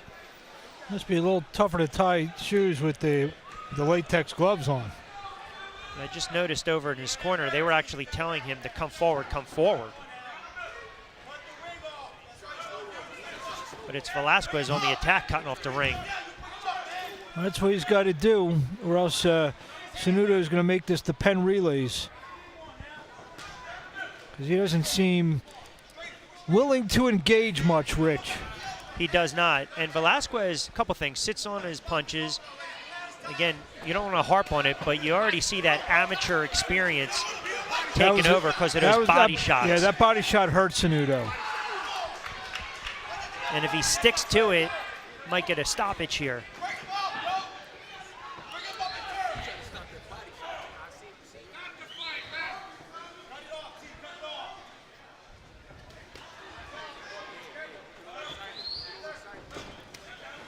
Another good body shot. Round number 2, slated for 6.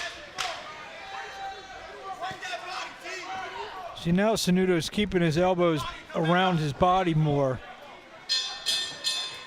Another body shot ends round 2. He's going to have to start defending. You're absolutely right. Anything to take away, negate those body shots. But I think Velasquez found a home for those body shots. I think he realizes he can exploit it, slow down his opponent. It's almost about breaking down the will of your opponent.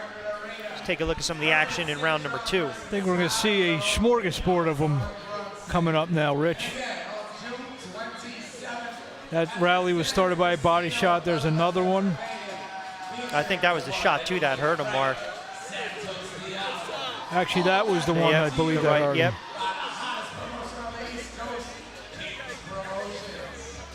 Was able to block that one, but other than that, everything's gotten through. So great shot by the crew this evening as we get set for round number 3, slated for 6. Velasquez and Cenudo. See, Velasquez continues to go right downstairs.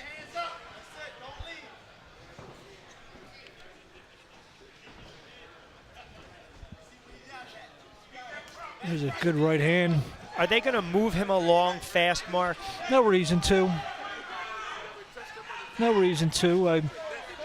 I don't think he'll fight anyone of note maybe for another 6, 7, 8 fights.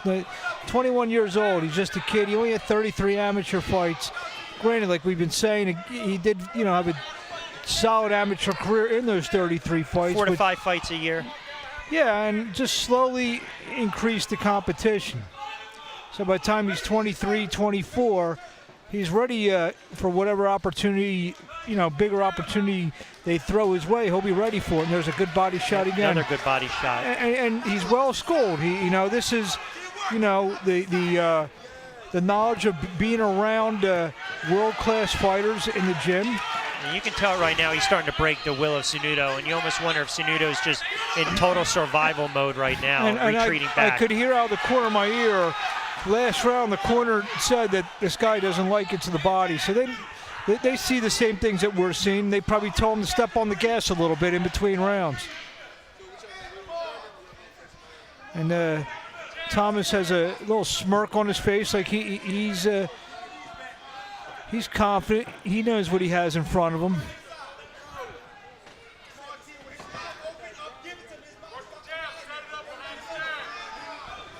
More than midway through, round number 3, slated for 6. Story of this fight thus far, 21-year-old undefeated prospect Thomas Velasquez just breaking the will of Brandon Cenudo. And by the will, I mean just body shots. They have been consistent. They have been on point, precise. They've hurt his opponent. And who even knew how much overweight that Cenudo was in the previous 3-4 days before the weigh-in? Maybe he really worked hard to even get to the weight that where he was at. Another body shot downstairs by Velasquez. He's starting to be all over. Cenudo has a real look of resignation on his face. See Velasquez goes full throttle instead of easing up with 25 to go. Backing up his opponent. Yeah, you can tell right now, Brandon Cenudo wants no part of Thomas Velasquez. He just doesn't. I would imagine, would like to go the distance without getting beat up as much as possible. Another body shot by Velasquez. Velasquez is basically running after Cenudo because he knows he's got a guy in front of him who will not fight him back. It's pretty evident by his reaction, Thomas Velasquez's reaction and his corner's reaction. Stick to the basics here. Yeah, just continue to go to the body. His corner is actually almost mad that he's not be able to hurt him more. As you see, look, he's kind of looking around Cenudo every time he gets hit with a couple combinations. A lot of these punches aren't even great punches. It's just the pressure Cenudo's just having trouble dealing with. He's not landing a lot of these flush, but just the all-in-all pressure and assault of Thomas Velasquez. I think there's also a cumulative effect. Yeah, I mean, that's what I mean. It's the volume of the punches, and every time he looks up, another one's coming, and another one's hitting his arm, and hitting his shoulder, hitting his body, hitting his elbow. So we get set for round number 4, slated for 6. Dominating performance thus far by Thomas Velasquez. Brandon Cenudo, no resistance thus far.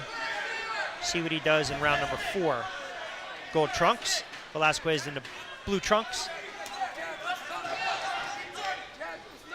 Yeah, you can see too, Cenudo's right guard is down because that's where those left hooks to the body have really found a home. A little more wary of those body shots. But Mark, he's not even attempting to get his jab out there, just to slow down Velasquez. No. Velasquez kind of lifted Cenudo up. That's just another indication of he knows he has a guy in front that's not going to do anything back to him. And a lot of these fighters say they don't look for knockouts. Velasquez is looking for a stoppage, whether it's going to make Cenudo quit, knock him out, some type of stoppage. I think Velasquez really wants it. And his corner is for sure. They're really pushing him on. Digging to the body now. He goes up top with a left. Cenudo counters with a combination of his own. And in those 3 losses, Cenudo he's never been stopped. So it'd be a nice little feather in the cap of Velasquez if you can get him out of there.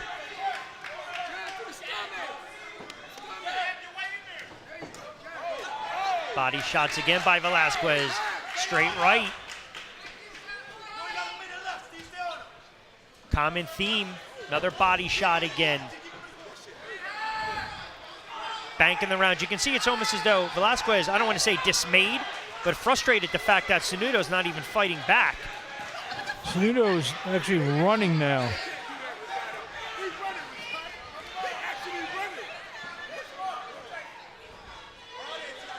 Cenudo's just looking for any safe spot in the ring where he can't get hit.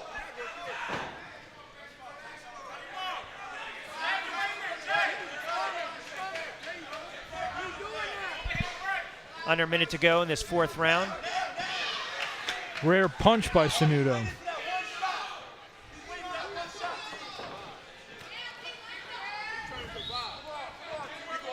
But I also think there's a moment where Velasquez really goes full throttle and gets him up against the ropes. He's going to break him. He is. You can just see right now the look on Brandon Cenudo's face. He's resigned to the fact he's not going to win this fight. He's just not.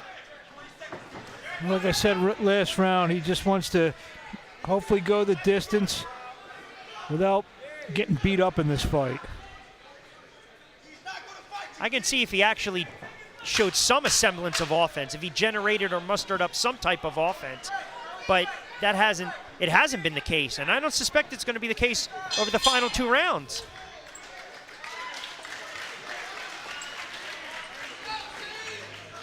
You could tell he's uncomfortable. He threw his mouthpiece down the corner, did Cenudo.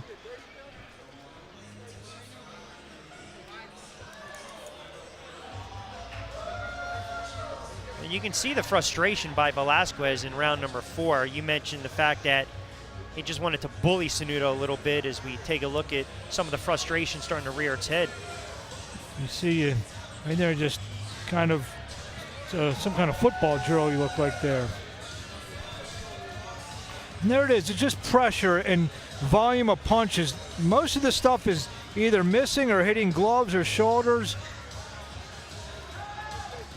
Cenudo breathing heavy in the corner I'm staring at. And Velasquez very calm, very poised, just 21 years of age, 8-0. We talked about his amateur record, the pedigree, the resume. But he certainly has that pro style, and he's coming out in round number 5, starting to stalk Cenudo, who's shown 0 resistance this evening.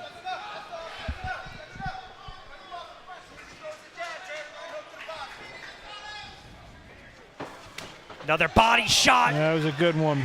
Felt it down here at the broadcast table. Cenudo in full retreat again. Stabbing right by Velasquez. It's as though he's just trying to tee up on those body shots, Mark.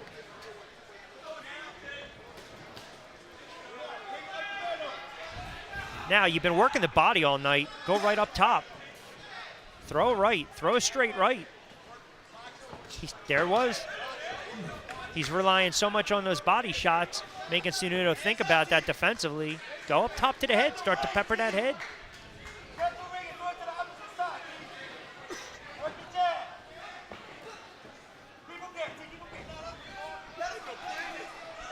Cenudo's really breathing heavy in there.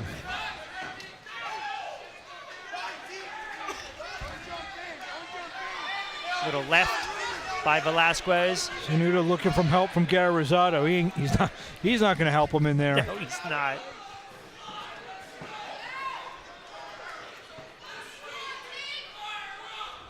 It's got to be tough for Velasquez, too, because you want to get some rounds in, but your opponent's not even engaging you. This is where you have to see if he's poised enough to stick with the game plan and not get frustrated. He's well ahead on the scorecards. He's going to win this fight. His opponent has given him absolutely nothing.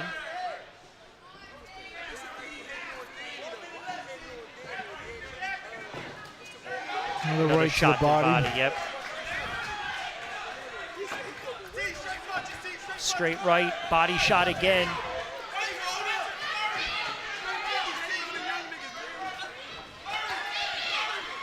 Velasquez, at some of these instances, getting in a little too close. He's smothering his shots a little bit.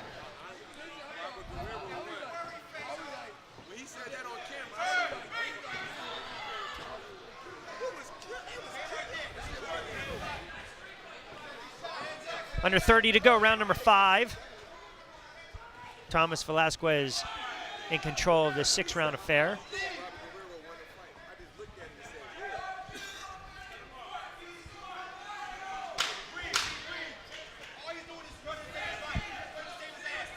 And for Brandon Cenudo, just trying to survive.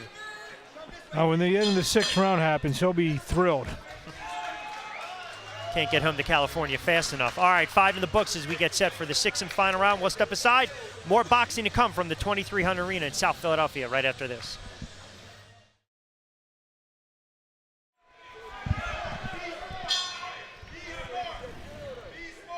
As we get set for the 6th and final round, we welcome you back inside the 2300 Arena, South Philadelphia, Pennsylvania. Thomas Velasquez having his way against Brandon Cenudo. Cenudo in the gold trunks.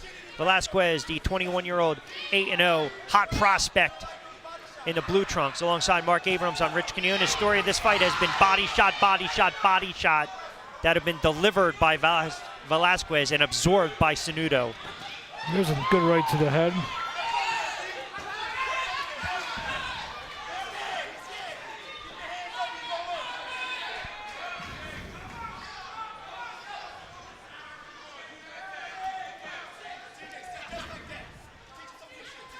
I can't honestly. Sanu- I cannot recall a fight that I've broadcast. It's not even lopsided, but one fighter has not. He's thrown nothing. He's literally, Brandon Cenuto has not engaged once. He's in pure survival mode. Body shots again by Velasquez, starting to smell it. He's been in survival mode from the first 30 seconds of the fight, too.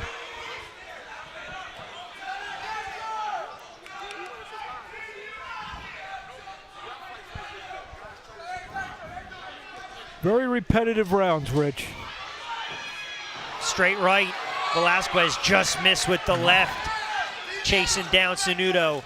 It's kind of a slick. He's Good slick body Cenuto's shots. point. Now up top, Velasquez.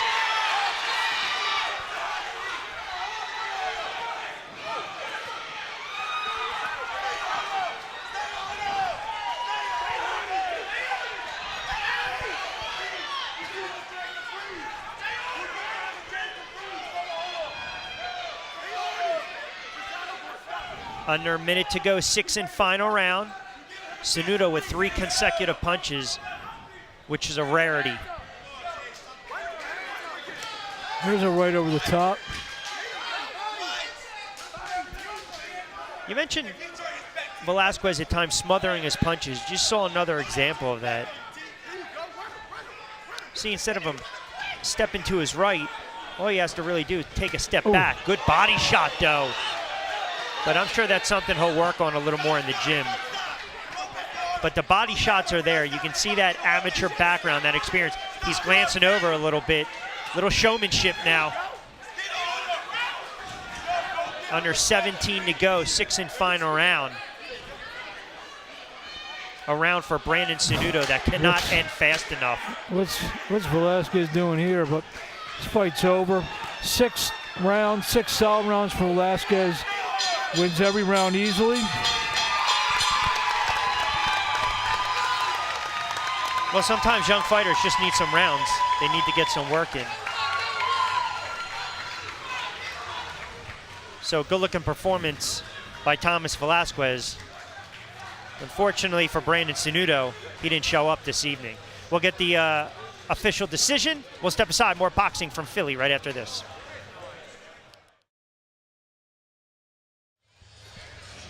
Welcome back, everyone, to South Philadelphia, Pennsylvania, inside the 2300 Arena. Solid performance by the upstart, the young 21-year-old prospect Thomas Velasquez against Brandon Cenuto. Let's make it official. Back up top to our ring announcer, Alex Barbosa.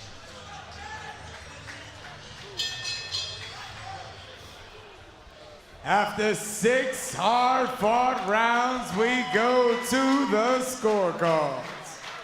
Judge Vargas scores about 60 to 53, while Judges Poteray and Kinney scored about 60 to 54. All in favor of your winner, Thomas Stunner Velasquez.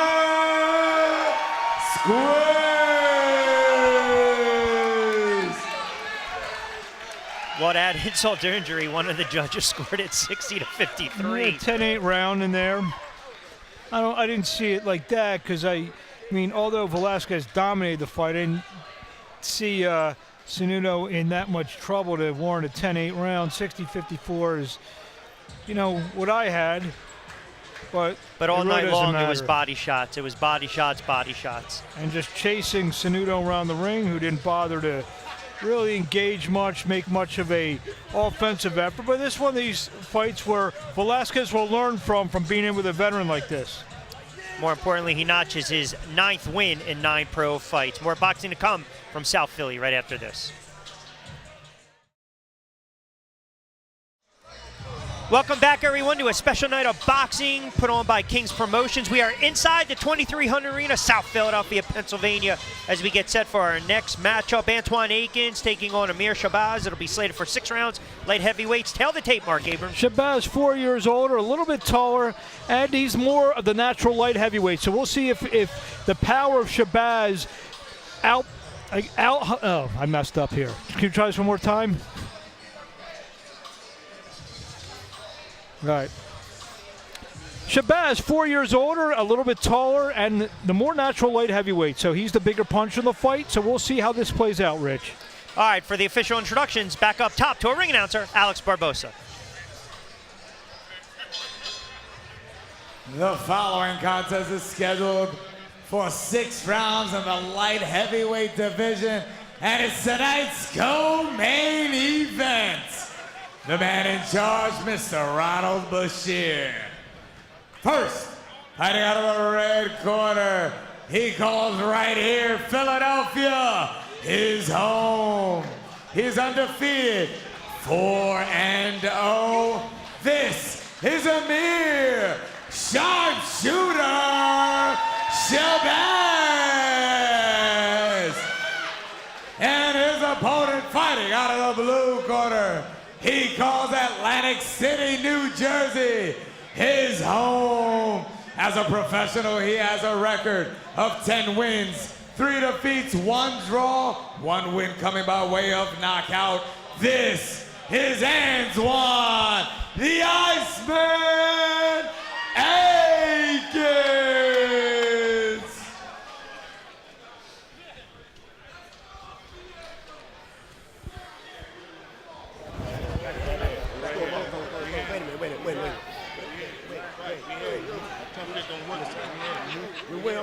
You listening? Hold on. You listening to me or what? We went over the rules in the dressing room. Protect yourself at all times. Obey my command at all times. I want y'all to keep this thing clean too. Touch gloves.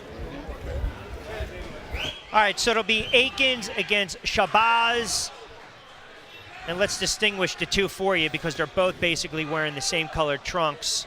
You would just look at Akins has the nickname the Iceman, red gloves, black trunks, silver trim. That'll help you out at home. Shabazz, sorry guys, black trunks, silver trim as well. So We'll just go black gloves is Black Shabazz, gloves. and red gloves is Akins. Shabazz is a 4-0. He's got 1 knockout. Turned pro in 2011.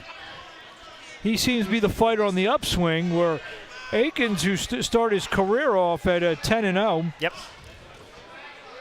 had a draw with 4-0 Tahir Thomas, and then it was all downhill. Got stopped in 5 by Linnell Bellows. Lost an 8-round unanimous decision right here to Christopher Brooker, and lost a 6-round unanimous decision to Blake Mansfield. Akins is a guy who, when he boxes, and at super middleweight he was a lot taller, mostly taller than his opponents. When he boxes and uses his jab, he was winning fights. Yeah, the Brooker fight especially, he just let Brooker get inside and dictate the pace, as Brooker is known to do, and Akins really had no answer for it. And the fight against Mansfield, it was down in the first. He just got thoroughly outboxed. And really the knock has been commitment on this kid. That's really been the knock on him the last several years. Routinely will train out of the Atlantic City PAL in Atlantic City. And you have to wonder, too, when you start to get that age, when you start to hit that age in your mid-20s or your late 20s, we always talk about if you really want to commit and be a full-time fighter. Now, Shabazz, on the other hand, 33 years of age, 4-0 with 1 knockout. This is slated for 6. Took some time off. He was off from 2012 to 2016. Fought twice in 2016. This is his first fight in a year, just over a year. And again, we'll make it as easy as possible for the viewing audience at home. Akins in the black with the red gloves, Shabazz with the black gloves. Both fighters come in basically wearing the same colored trunks.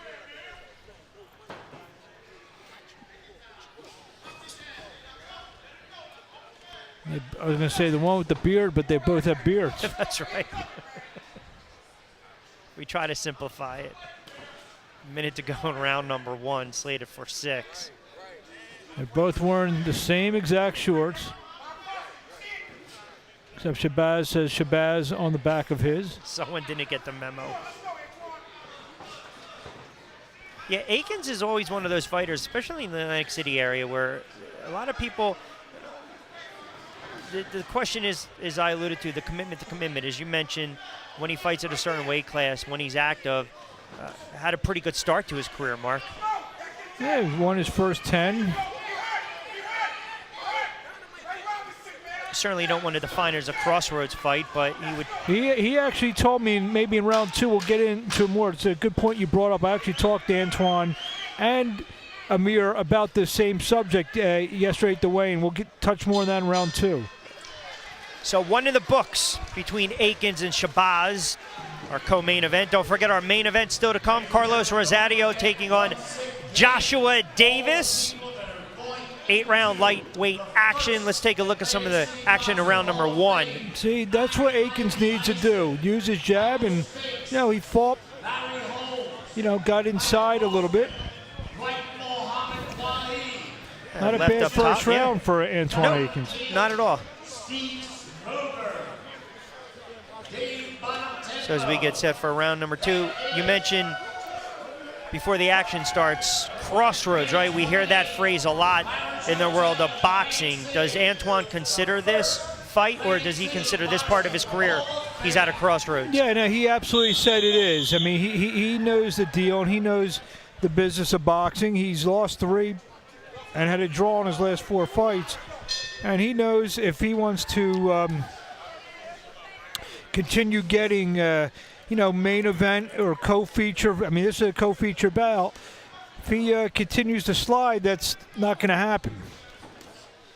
And when you're fighting, get pushed down the card, the wallet gets a little lighter.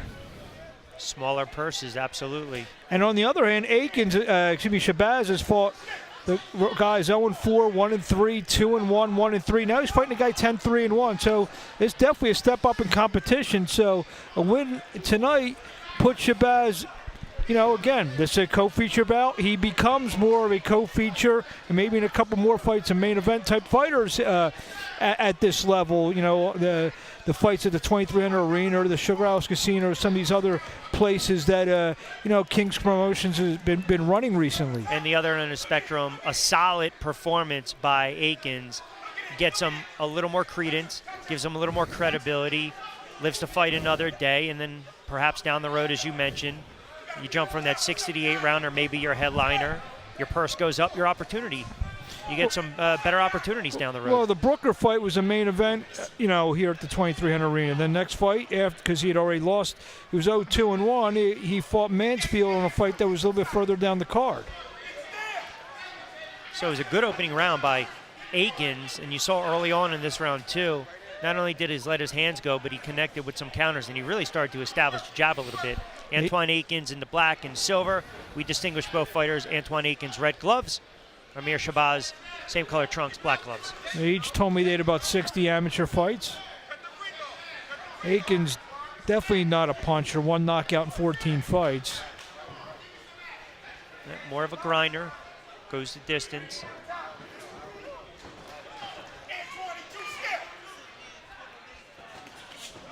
Good combination, straight right to clean it up. See, that's it when Antoine's at his best, using the jab, brings the right hand behind it, scores, wins rounds. Late stages, second round.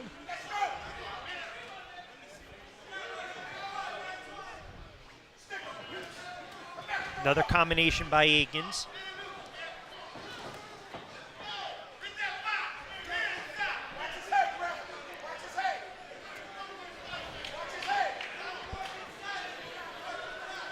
Akins smiling a little bit, confident.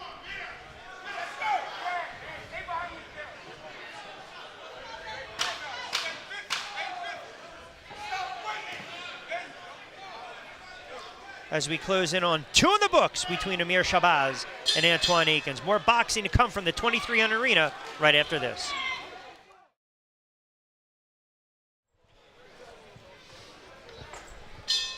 And we welcome you back for round number 3 inside the 2300 Arena, South Philadelphia, Pennsylvania. Slated for 6. Opening stage is round number 3. Amir Shabazz, Antoine Akins alongside Mark Abrams. I'm Rich Quinones. Co-main feature. Don't forget our main event, Carlos Rosario taking on Joshua Davis. First things first. Midway through this 6-round affair, Akins in the black trunks, red gloves. Amir Shabazz, black gloves, black trunks. I think Akins may have taken the first 2 rounds, Rich. I think so. I agree with you. I was actually thinking about that during the break. I think he asserted himself nicely, but he's also landed too with those combinations. You mentioned when he's behind that jab and he's turning over on his punches, he's connecting and scoring. I haven't seen a lot of offense yet from Amir Shabazz.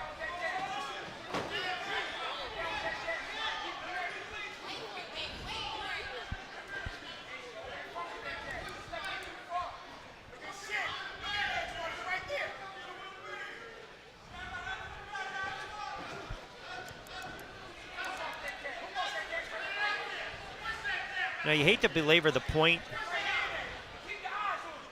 but that bulb's got to go off eventually. It is a 6-round affair, but if you go by our unofficial scoring and you have Akins up 2 rounds, we still haven't seen any type of offense by Shabazz. And I don't think Akins is doing anything extraordinary to prevent Amir Shabazz from generating any offense. No, I mean, Akins is just... He's not even doing much. He's doing enough. He's landing the 1-2s and kind of dictating the action a little bit. Shabazz, like you said, hasn't been able to get on track at all. He's trying to get inside. He's just trying to figure out Akins there. He lands a nice jab, Shabazz. So he's trying to load up behind the jab, maybe land a right hand. Like we said in the opening of this fight, Shabazz is the more natural light heavyweight. But even when he steps with that left jab, and even if he throws that right just to bait him a little bit, if he steps to his outside foot, there's an opportunity there for that left hook to the body. Because Akins isn't the most sound defensive fighter in the world, and if you catch him being lazy, there's going to be an opportunity to land some shots. Shabazz hasn't taken advantage of that yet.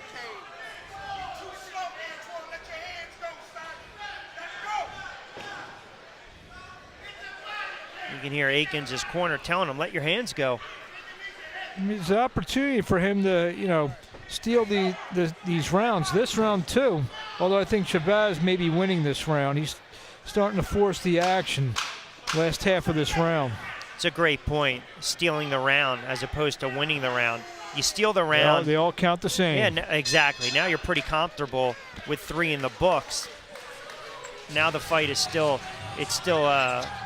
in doubt as we close in on 3 in the books. And it could be 2-1 on my card for Akins, and maybe a little bit momentum is swinging Amir Shabazz's way.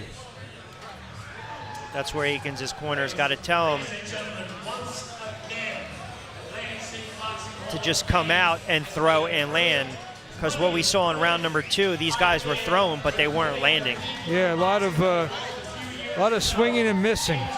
We see Shabazz missing. See these guys kind of grasping at air here. And part of me, that's action, as we're taking a look at action in round number 3. And the thing is, it's not that either of these guys are doing anything defensively. Both Shabazz and Akins are kind of pushing and reaching for shots, which luckily for them, they haven't been exposed, leaving themselves wide open after these misses. I think if you're Shabazz, you got to force the issue a little bit. Mentioned both these fighters. No knockout power. They don't have a ton of knockout power. 2 between them, I believe, in their career. 2 in 18 fights.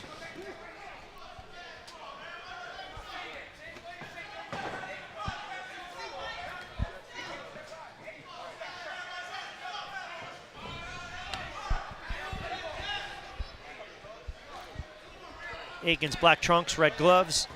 Shabazz, black trunks, black gloves. Ooh, good left up top by Shabazz. Best punch of the night. Like we said, the latter half of round 3, Shabazz, I don't know if he found something where he kind of, the light bulb went on a little bit. Well, we talked about in round number 3, even if he got that, if he just stuck that jab out there, came back with his right, I think if he actually steps outside a little more with his left leg, that's going to open up some body shots. And instead, Mark, instead of a left to the body, it was a left up top that scored. That's his best punch of the night. See, Akins should try to get back there. He's back to the jab. He's got to be more active than this. He can't let the bigger guy start out jabbing him and then come behind with right hands. Now, more importantly, Shabazz is gaining some confidence, too.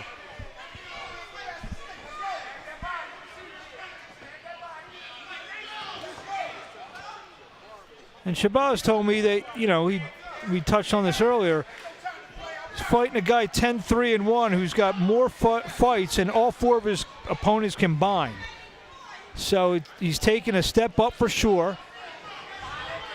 And it will get him on to something if he can pull out the victory here. If anything, that left up top, that left to the head that scored, not only was it the best punch, but I think now it clearly has started to change the momentum of this fight. I mean, you mentioned round number 3, the close of round number 3. That's a round where Akins, I think, just gave up the round, and Shabazz was able to steal it. Now, again, if you're unofficial and you go by 2-1, and Shabazz can close out round number 4, we've got an even fight as we speak. An even fight, and more importantly than that, or just as important, that momentum. Yes. This is a momentum sport. Yeah. So you see if Shabazz can bridge it from the 3rd to the 4th into the 5th. This is a momentum sport until the other guy lands one big shot, but in 14 fights, we have not seen Antwon Akins be the guy who can turn a fight around with one shot. And now all of a sudden he's in retreat mode a little bit. He's not as aggressive as he was the first 3 rounds. First couple rounds, he was back to the Antwon Akins who was 10-0. There he landed a nice left inside there. Final 10 of this 4th round.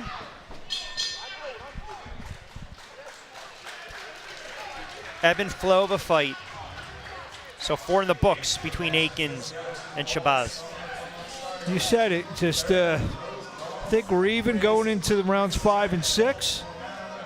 And Antwon Akins has now needs to find the way to get back to what he was doing in the first couple rounds, find something to change the momentum, get back to boxing, use his jab from the outside. As you see, there's the left from Shabazz earlier in the fight, earlier in the round. That was his best scoring shots of the evening. I think more importantly, you saw Akins was confident first round, second round, starting to find a home for the jab, working it nicely, landing a little bit. The tide of the fight changed in that 3rd round around we believe that Shabazz stole. That gave him confidence going into round number 4, and then he finally found a home and he landed that left. And you saw those shots that Akins was firing back. They were kind of flailing shots in defensive posture instead of doing that. Nice job to start round 5 for Antwon.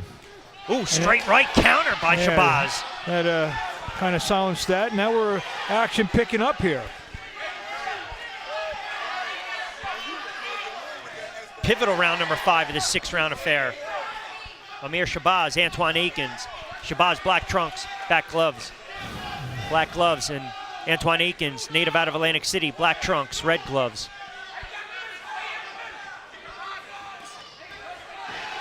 Counter right, yep, by Shabazz. He's growing in confidence as these rounds go on.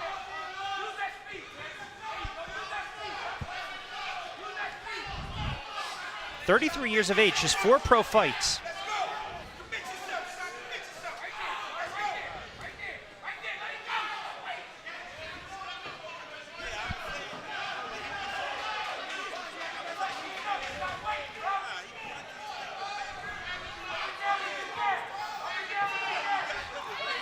Is Akins being tentative here?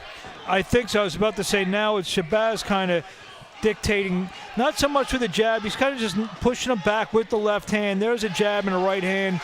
So Shabazz is the guy now dictating. Now something happened with Akins where he pulled at his eye, I thought. I don't know if there's a headbutt or seems to be okay.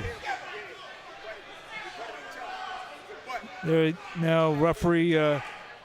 Yeah, there was a headbutt, and then there's a cut over the. I think there's a cut over the. Maybe there's not. I thought there was a cut over the right eye of Shabazz. Yes, the cut over the left eye of Amir Shabazz.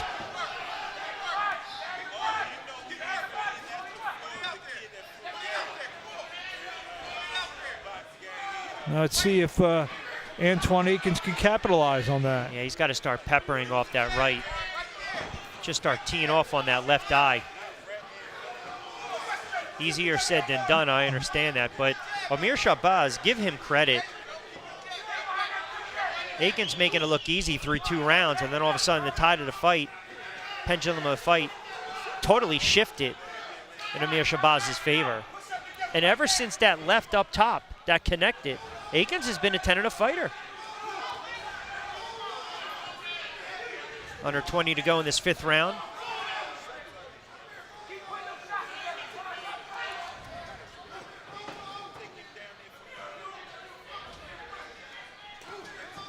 Neither of these two has tried to even throw some stabbing jabs downstairs a little bit, try to soften each other up. So 5 in the books. It's a close round. We'll come back for the 6th and final round from South Philadelphia right after this.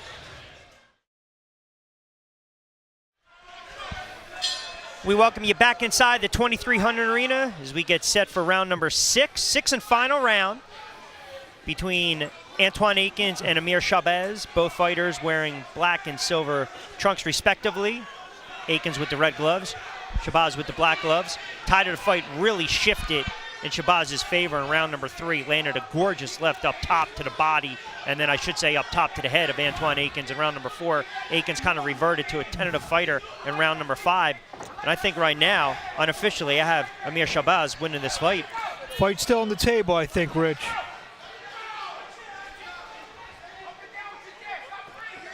You believe round number 6 will decide it? That's the case. What is Well, if you each fighter? if you have it 3-2 for Shabazz, maybe Akins can get out of here with a draw, possibly. What does Akins need to regroup? Well, he's got it boxed, but I think that's out the window. Shabazz is coming forward now, and he's actually landing the jabs and dictating the pace. There's an overhand right that just misses. And then conversely, Shabazz. Shabazz, just keep doing what you've been doing the last couple rounds. Just be aggressive. You're the one landing the harder punches. Neither has thrown a ton of punches throughout this fight. Yeah, and the connect percentage hasn't been at the top of the list either. Now, Mark, you go back to the 3rd round where you believe that was a round that Akins was in control until late. First minute and a half of the fight. Stole that round. That Yeah. could potentially be the difference.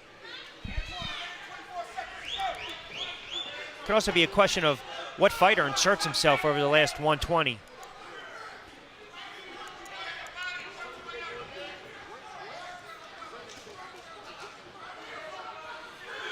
Shabazz told me that a win tonight puts him on the map, so he may be a minute away from being on that map. Well, it definitely will give him a little more credibility. The only question is at 33 years of age, he's got to be extremely, extremely active.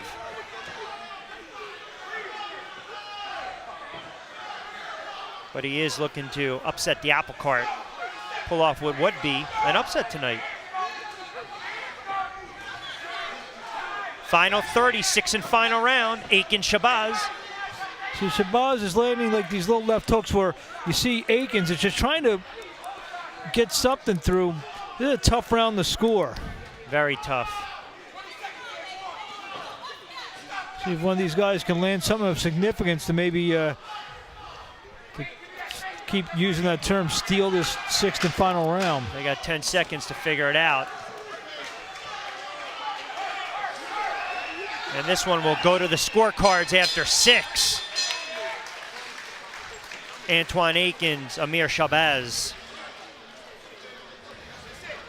We'll come back with the official decision. More boxing to come from South Philadelphia inside the 2300 Arena when we continue. We welcome you back inside the 2300 Arena, South Philadelphia, Pennsylvania. Rich Quinones alongside Mark Abrams as we are awaiting the final outcome of this matchup between Antoine Akins and Amir Shabazz, and it looks like Alex Barbosa does have the official decision for that. We'll go back inside the ring.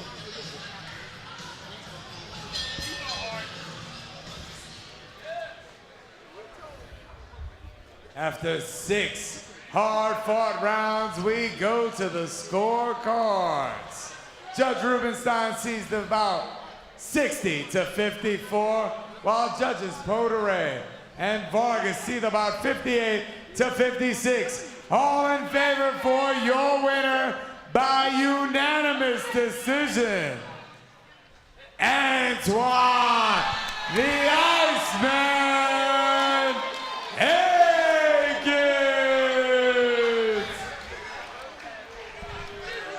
60-54, 58-56, 58-56. I did not. I'm sorry. I think at best I had Shabazz. You can make the argument a draw. Could have been a draw.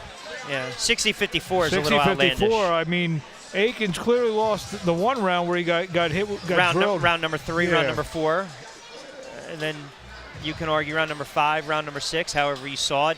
It's tough. You mentioned, Mark, it's tough to square one of these fights because there wasn't a ton of action throughout. Highlights don't always tell the tale.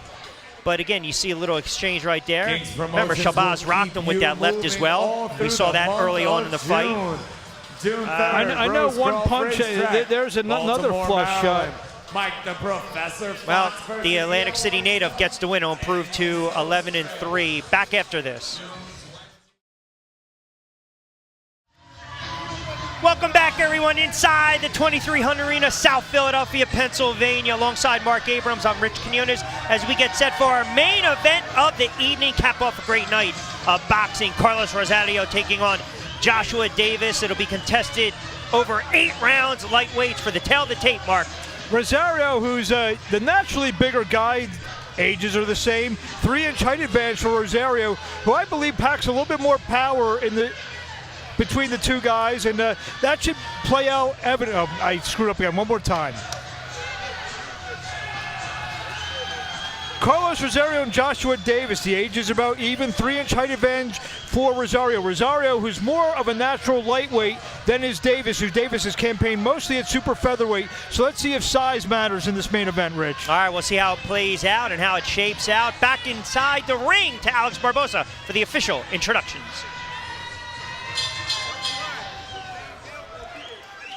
The following contest is scheduled for 8 rounds or less in the lightweight division. And this is tonight's main event. First, fighting out of the red corner, he joins us from Washington, D.C. As a professional, he has 10 wins, 1 loss. 4 of those wins coming by way of knockout. This is Joshua Dynamite Davis.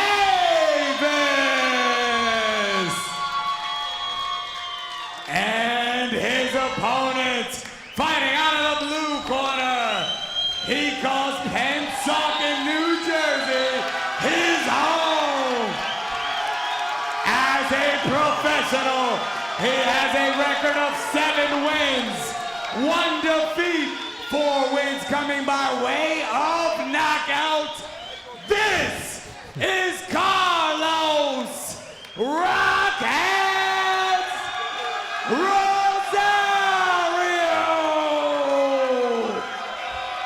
And the man in charge, Gary Rosado. Specific details touch to the locker room. What are you going to tell you two things? Protect yourselves at all times. Obey my commands at all times. Touch gloves, bang the bell. God bless. Davis.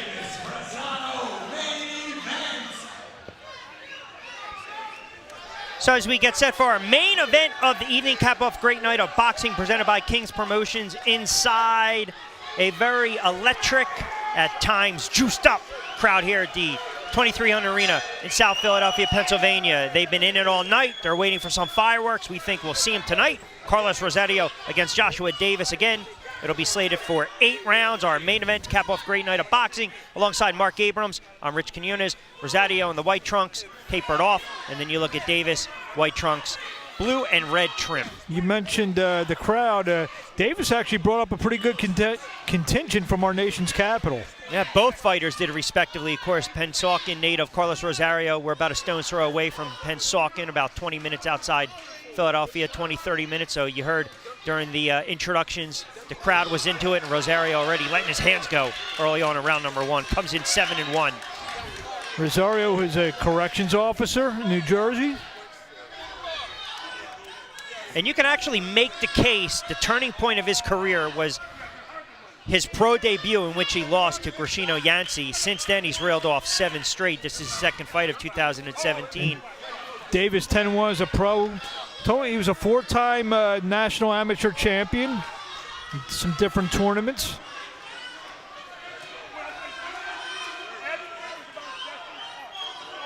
Started boxing around 8 years old.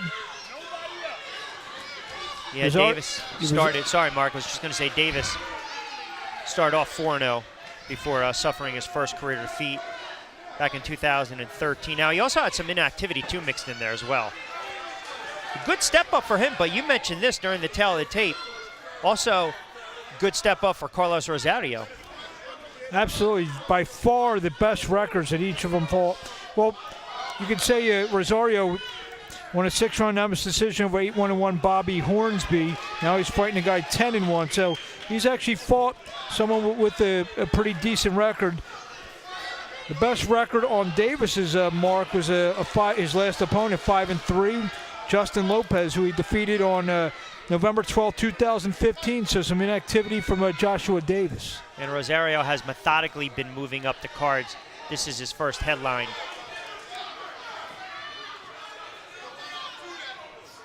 There's been talk of a fight with gentlemen we've seen fight a few times, Jerome Conquest. So maybe Rosario has to get by this one. A good right hand by Davis. Yeah, Davis scored, rocked back Rosario. I don't know what it is by these Washington, D.C., but doesn't Davis a striking resemblance to Gary Russell?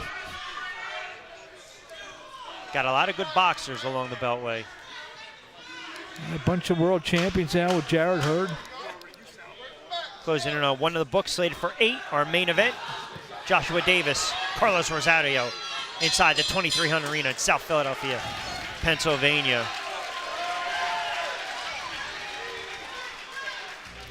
Davis, I believe, 2 years inactivity. Last fight back in 2015 versus Justin Lopez.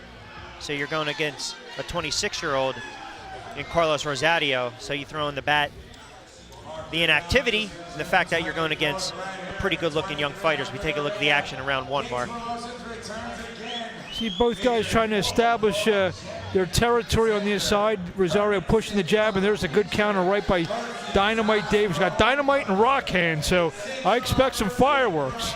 Rosario, too, does have a 3-inch advantage in height. He comes in 5'9", Davis 5'6", but Davis is also just 21 years of age.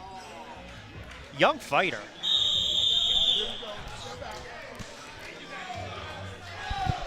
Pardon me, 26 years of age. Both fighters come in at 26. Still relatively young. Absolutely, and this is one of the, I don't want to say rare times, but you got guys with decent records fighting against each other, knowing the stakes for the winner. Are they going to be fighting for a world title next? But no, they could be fighting for, something of significance. In fact, Rosario told me he hopes by the end of the year to fight for some small minor title, not even a regional title, maybe some type of minor title to get to a regional title. They always say you get that jewelry in the chest. You start to get those regional belts. They're always affiliated with the big boys. Seems like there's some swelling right underneath the left eye of Carlos Rosario. Well, maybe it was from that little right hand that landed. There's a good counter right. Here Rosario's trainers, his brother, Nick. Good body shot by Davis downstairs.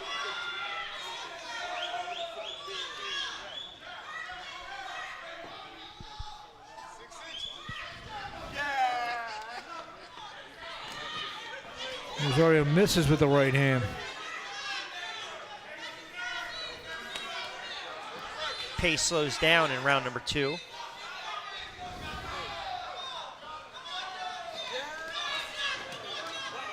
Combination thrown in there by Davis. Oh, wow, my goodness. Wow. He walked right into that one. Yes, he did. I think he's more stunned in the sense that he can't believe he got caught with that punch. It almost looked like when it was flash knockdown and he bounced right back up. I think you're right. And see if Davis goes right after Carlos Rosario. Just floored a moment ago. Now going in for the kill is Davis. Davis good combination up top. Another right. Backs up Rosario. Davis should be a little wary because Rosario can punch a little bit, but Davis is going to work on He's Rosario. got him backed in the corner momentarily. Gary Rosado watching the action closely. Straight right pushes him back. Another right by Davis.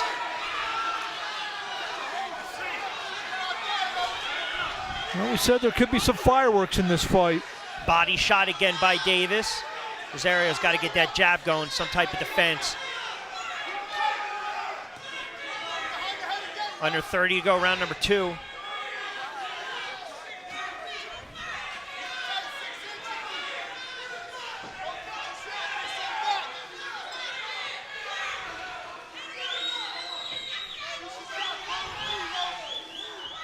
Rosario trying to counter, muster up a little bit of offense after absorbing a wicked knockdown midway through this second round.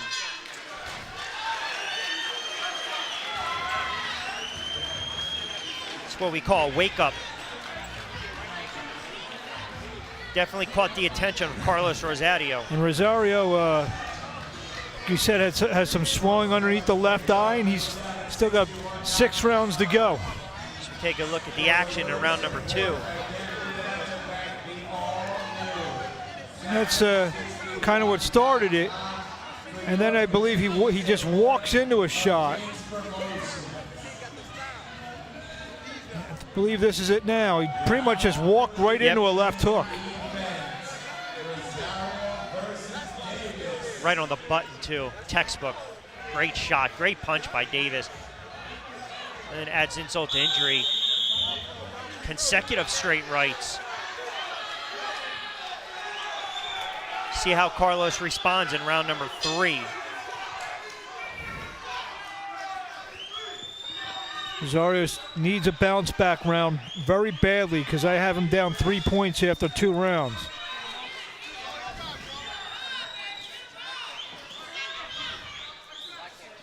He's coming out as though he's fighting from behind. Carlos Rosario. White taper trunks. You better be careful, Rosario. You almost walked into another left hook. Davis shaking his head, smiling a little bit. Very composed look by Joshua Davis. Said he'd Almost telegraphing the punches. He had a Mark. distinguished amateur career, and he's had 11 pro fights. So, despite you want to look at only 11 pro fights, he's a veteran in the ring at least. So his composure is pretty good in there.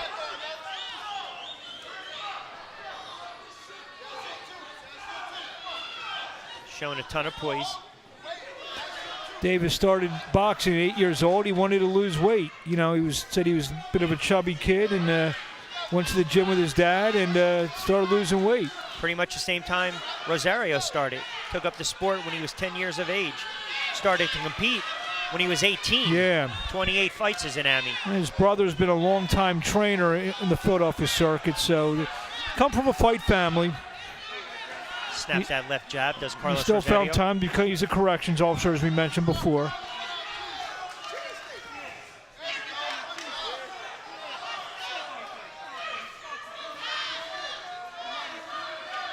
A pivotal round for Carlos Rosario.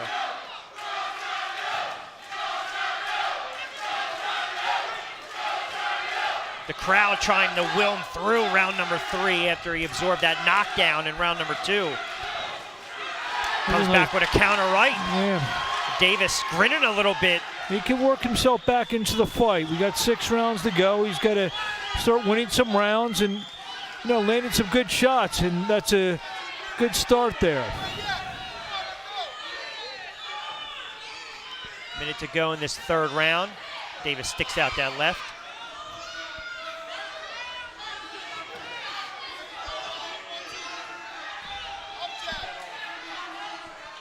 Davis take the foot off the gas pedal round number 3? Or is he just being a little I more don't think he has. cautious or just...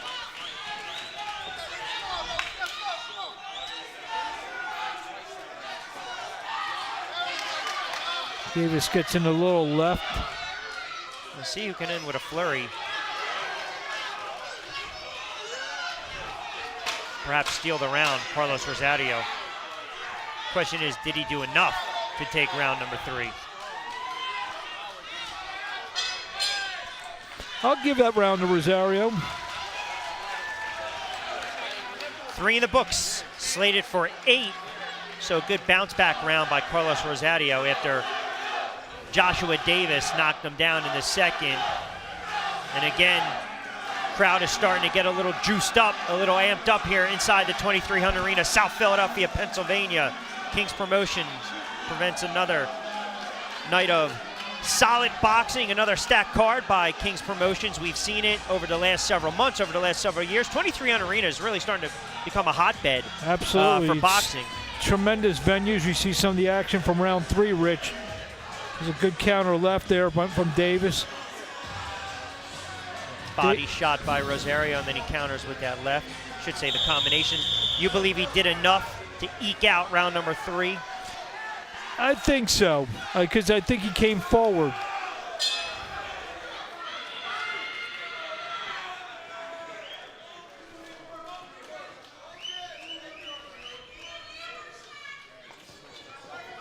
Beginning stage is round number 4.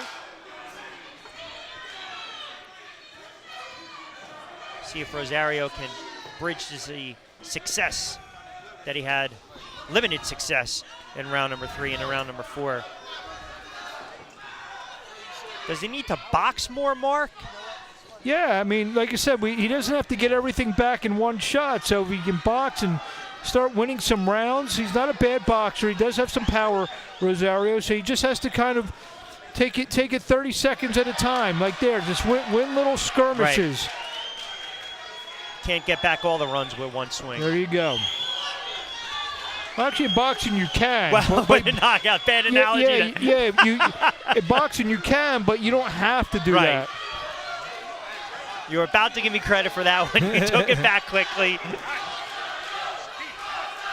You see some of those fights, you have a guy down 10 rounds and nothing. He hits that knockout in there. He hits the old 11-run home run, I call it. That's what I was, there you go, 11-run home run, exactly.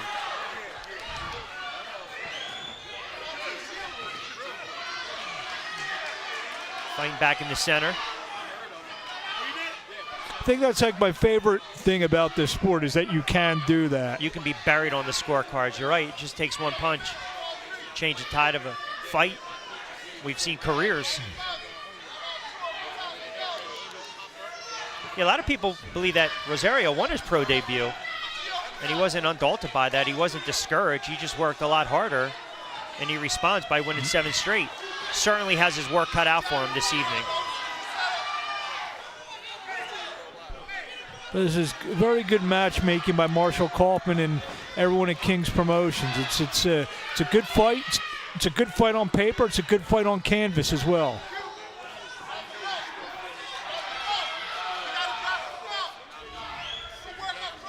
Haven't seen a lot of activity from Davis the last 2 rounds. Not that Rosario's doing much, but I think he's doing more. But that's the whole point. You lose those first 2 rounds, you score that second round to 10-8, obviously with the knockdown. You give him round number 3, he's got an opportunity, good right up top, to steal round number 4. And then, as you alluded to, plenty of fight left. Got himself right back in the fight. This could be a 1-point fight now if the last 20 seconds holds up for Rosario.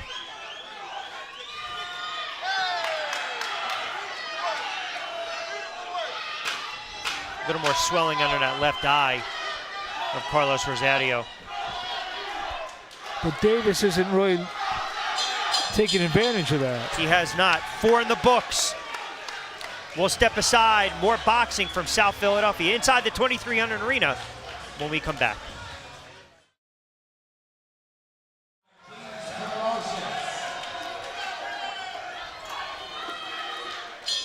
Back inside the 2300 Arena. So we get set for round number 5, slated for 8 between Carlos Rosario. Got knocked down in the second round, regrouped in round number 3. We believe took round number 4 against Joshua Davis. Davis in the white trunks, red and blue trim. Unofficially, actually had this fight scored in favor of Davis, 38-37. There's a good right by Rosario. He's turning southpaw a little bit.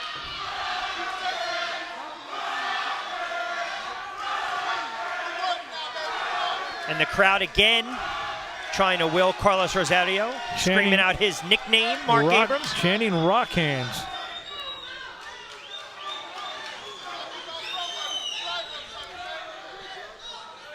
Interesting fight.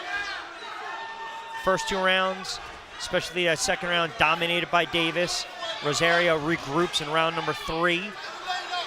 And then round number 4, you can make a case for both fighters. Good right by Rosario. I gave him that round. I believe my broadcast partner did as well. Have this fight 2-2. Score the knockdown for Davis. Have him ahead by a point. Rosario already having a good round 5. Looking, at least unofficially, maybe to even the fight up on our cards.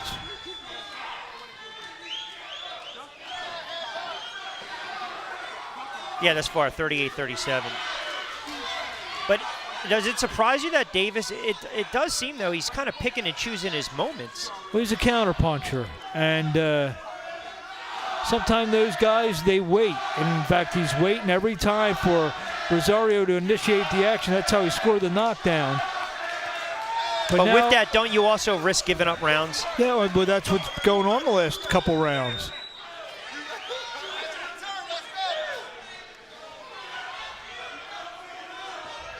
Under a minute to go in this 5th round.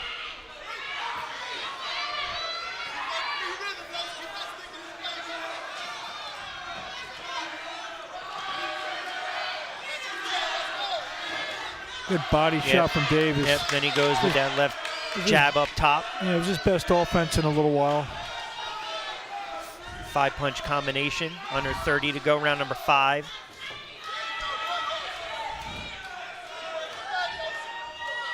You see Davis throughout the evening. Once in a while, he'll switch. He'll switch stances as well.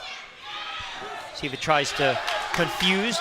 Good right hand knocked Davis back into the orthodox stance. Yeah, the native of Pennsauken, Carlos Rosario. Final 10, round number 5.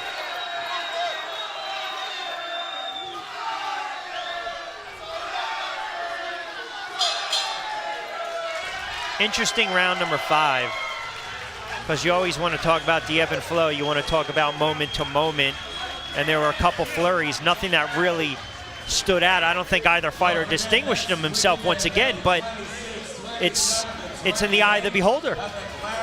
Yeah, I think Rosario, though, he landed a couple good shots, and he pushed the action.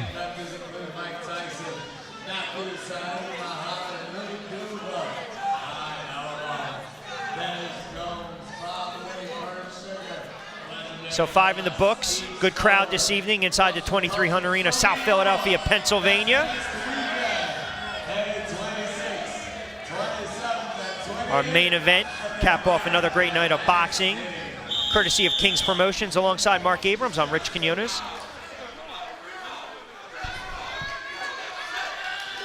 So this fight, we've seen the ebb and flow, have we not? We've seen the first couple rounds, then we saw the last several rounds. Yeah, You might have this score to tie right now, this fight. Yeah, this fight definitely could be even. Rosario, good job working his way back into the fight after absorbing that second round knockdown. And you mentioned Davis, a good counterpuncher, had his best flurry in a long time late in round number 5. And again, it's the crowd trying to will the Pennsauken native, Carlos Rosario. Ooh, stuck a right in there to Davis. Yes, he did. Maybe he's found something out that he can reestablish. Maybe he's made the adjustments now. You mentioned he's a solid counterpuncher, and we saw it right there. Minute in round number 6.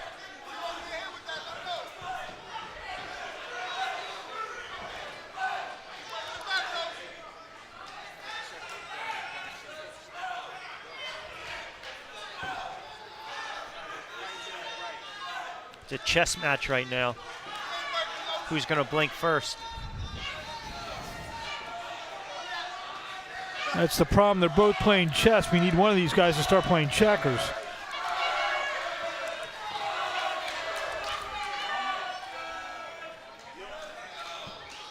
So left first half of the round so far. I like what Davis has done. I thought you brought up a great point talking about Davis and how he's such a sound counterpuncher, because he's throwing, but he's very judicious with his approach when he's throwing, right? He's picking and choosing. He's not wasting his punches. Oh, good right by Rosario. Snuck in that right. Give him a little We have confidence. a close round now. You're going to remember that.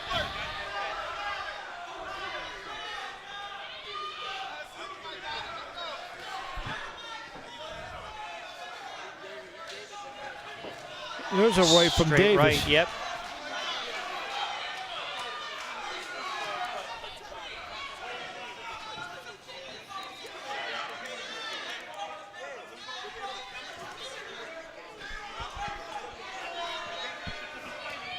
Oh! Goodness, caught him again with the left counter. I think it was actually a counter right. It might have been a counter right. It happened again so fast. We know it was a counter. Another knockdown.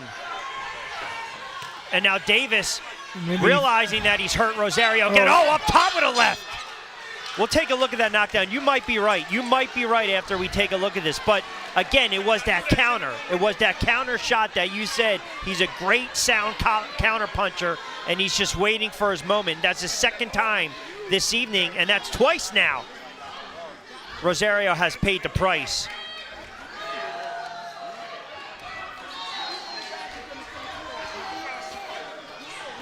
Six in the books. Yeah, and again, totally now shifts the momentum all back in Joshua Davis's favor. Second knockdown as we take a look at it. And I believe you were correct, Mark. We'll take a look at it in a moment. Bang, short Yep, right hand. Yep, right hand.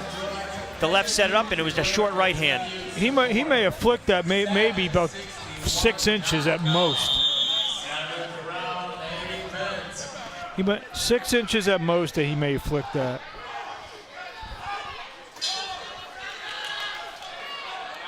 Second 10-8 round for Davis. We always talk about in a 4-round fight, a knockdown. This is an 8-round fight with 2 knockdowns. That's so right. it's kind of the similar situation that Rosario's in. But all that momentum that Rosario had, it was lost in those last 30 seconds of round number 6. Slated for 8. Opening stage is round number 7. Joshua Davis knocking down Carlos Rosario in the second round with a counter left hook, and then we saw it again in the 6th round with a counter right. Rosario knows that he's going to have to sell out a little bit, and that's when he's been getting caught. It's when he's been jumping in a little bit, and he's been hit twice with the first the left, and the last round was the right hand, the 2 knockdowns, and right now that's the difference of the fight. Davis now trying to insert himself a lot more, impose his will.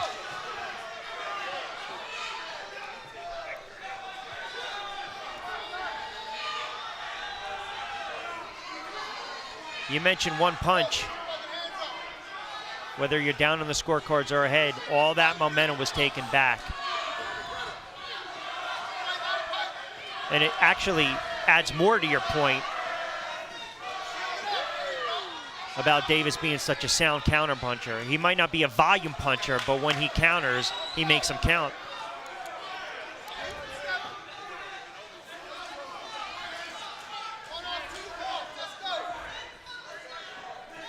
I think Rosario's thinking in the back of his mind, if I try to engage and get inside, I'm leaving myself vulnerable.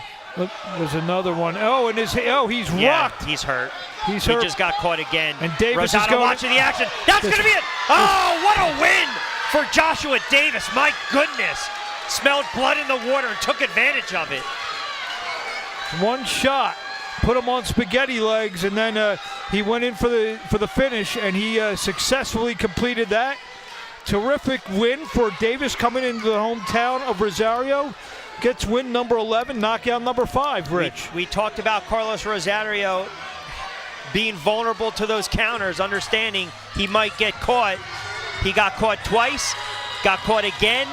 Gary Rosado saw enough, and Joshua Davis, listen, Carlos Rosario, a tough kid. You cannot take anything away from him. Extremely tough kid with that chin. But Joshua Davis, you don't need to be a volume puncher, but when you throw and you land and you're judicious and you're smart with your punches and you connect like he connected tonight, I mean, for a guy come in 10-1 with 4 knockouts. That's a very impressive win for that young man. It was a good fight because both guys had their moments. Maybe we'll be able to find Good the stoppage scores. too. Yeah, oh yeah. Excellent stoppage by Gary Rosado. And maybe we'll be able to find out the scores. And Yeah, let's look at some of the action too. It was Davis really smelling blood in the water. Not a lot of damage there, but then you start to see those punches are going to add up. Boom, that left right on the jaw. Yeah, that was a left. That was it, and that's a good stoppage by Gary Rosado. But there was a punch that started it. That's just Davis just working through and grinding out, catching Carlos right there. Good stoppage by Gary Rosado. All right, we'll come back with the official stoppage right after this. We welcome you back inside the 2300 Arena. Impressive performance by Joshua Davis, stopping Carlos Rosario for the official time of that stoppage. For the last time this evening, back up top to Alex Barbosa.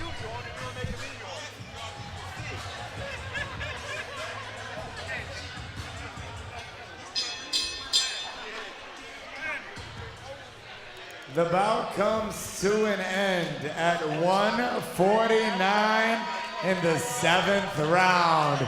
Your winner by TKO, Joshua Dynamite Davis.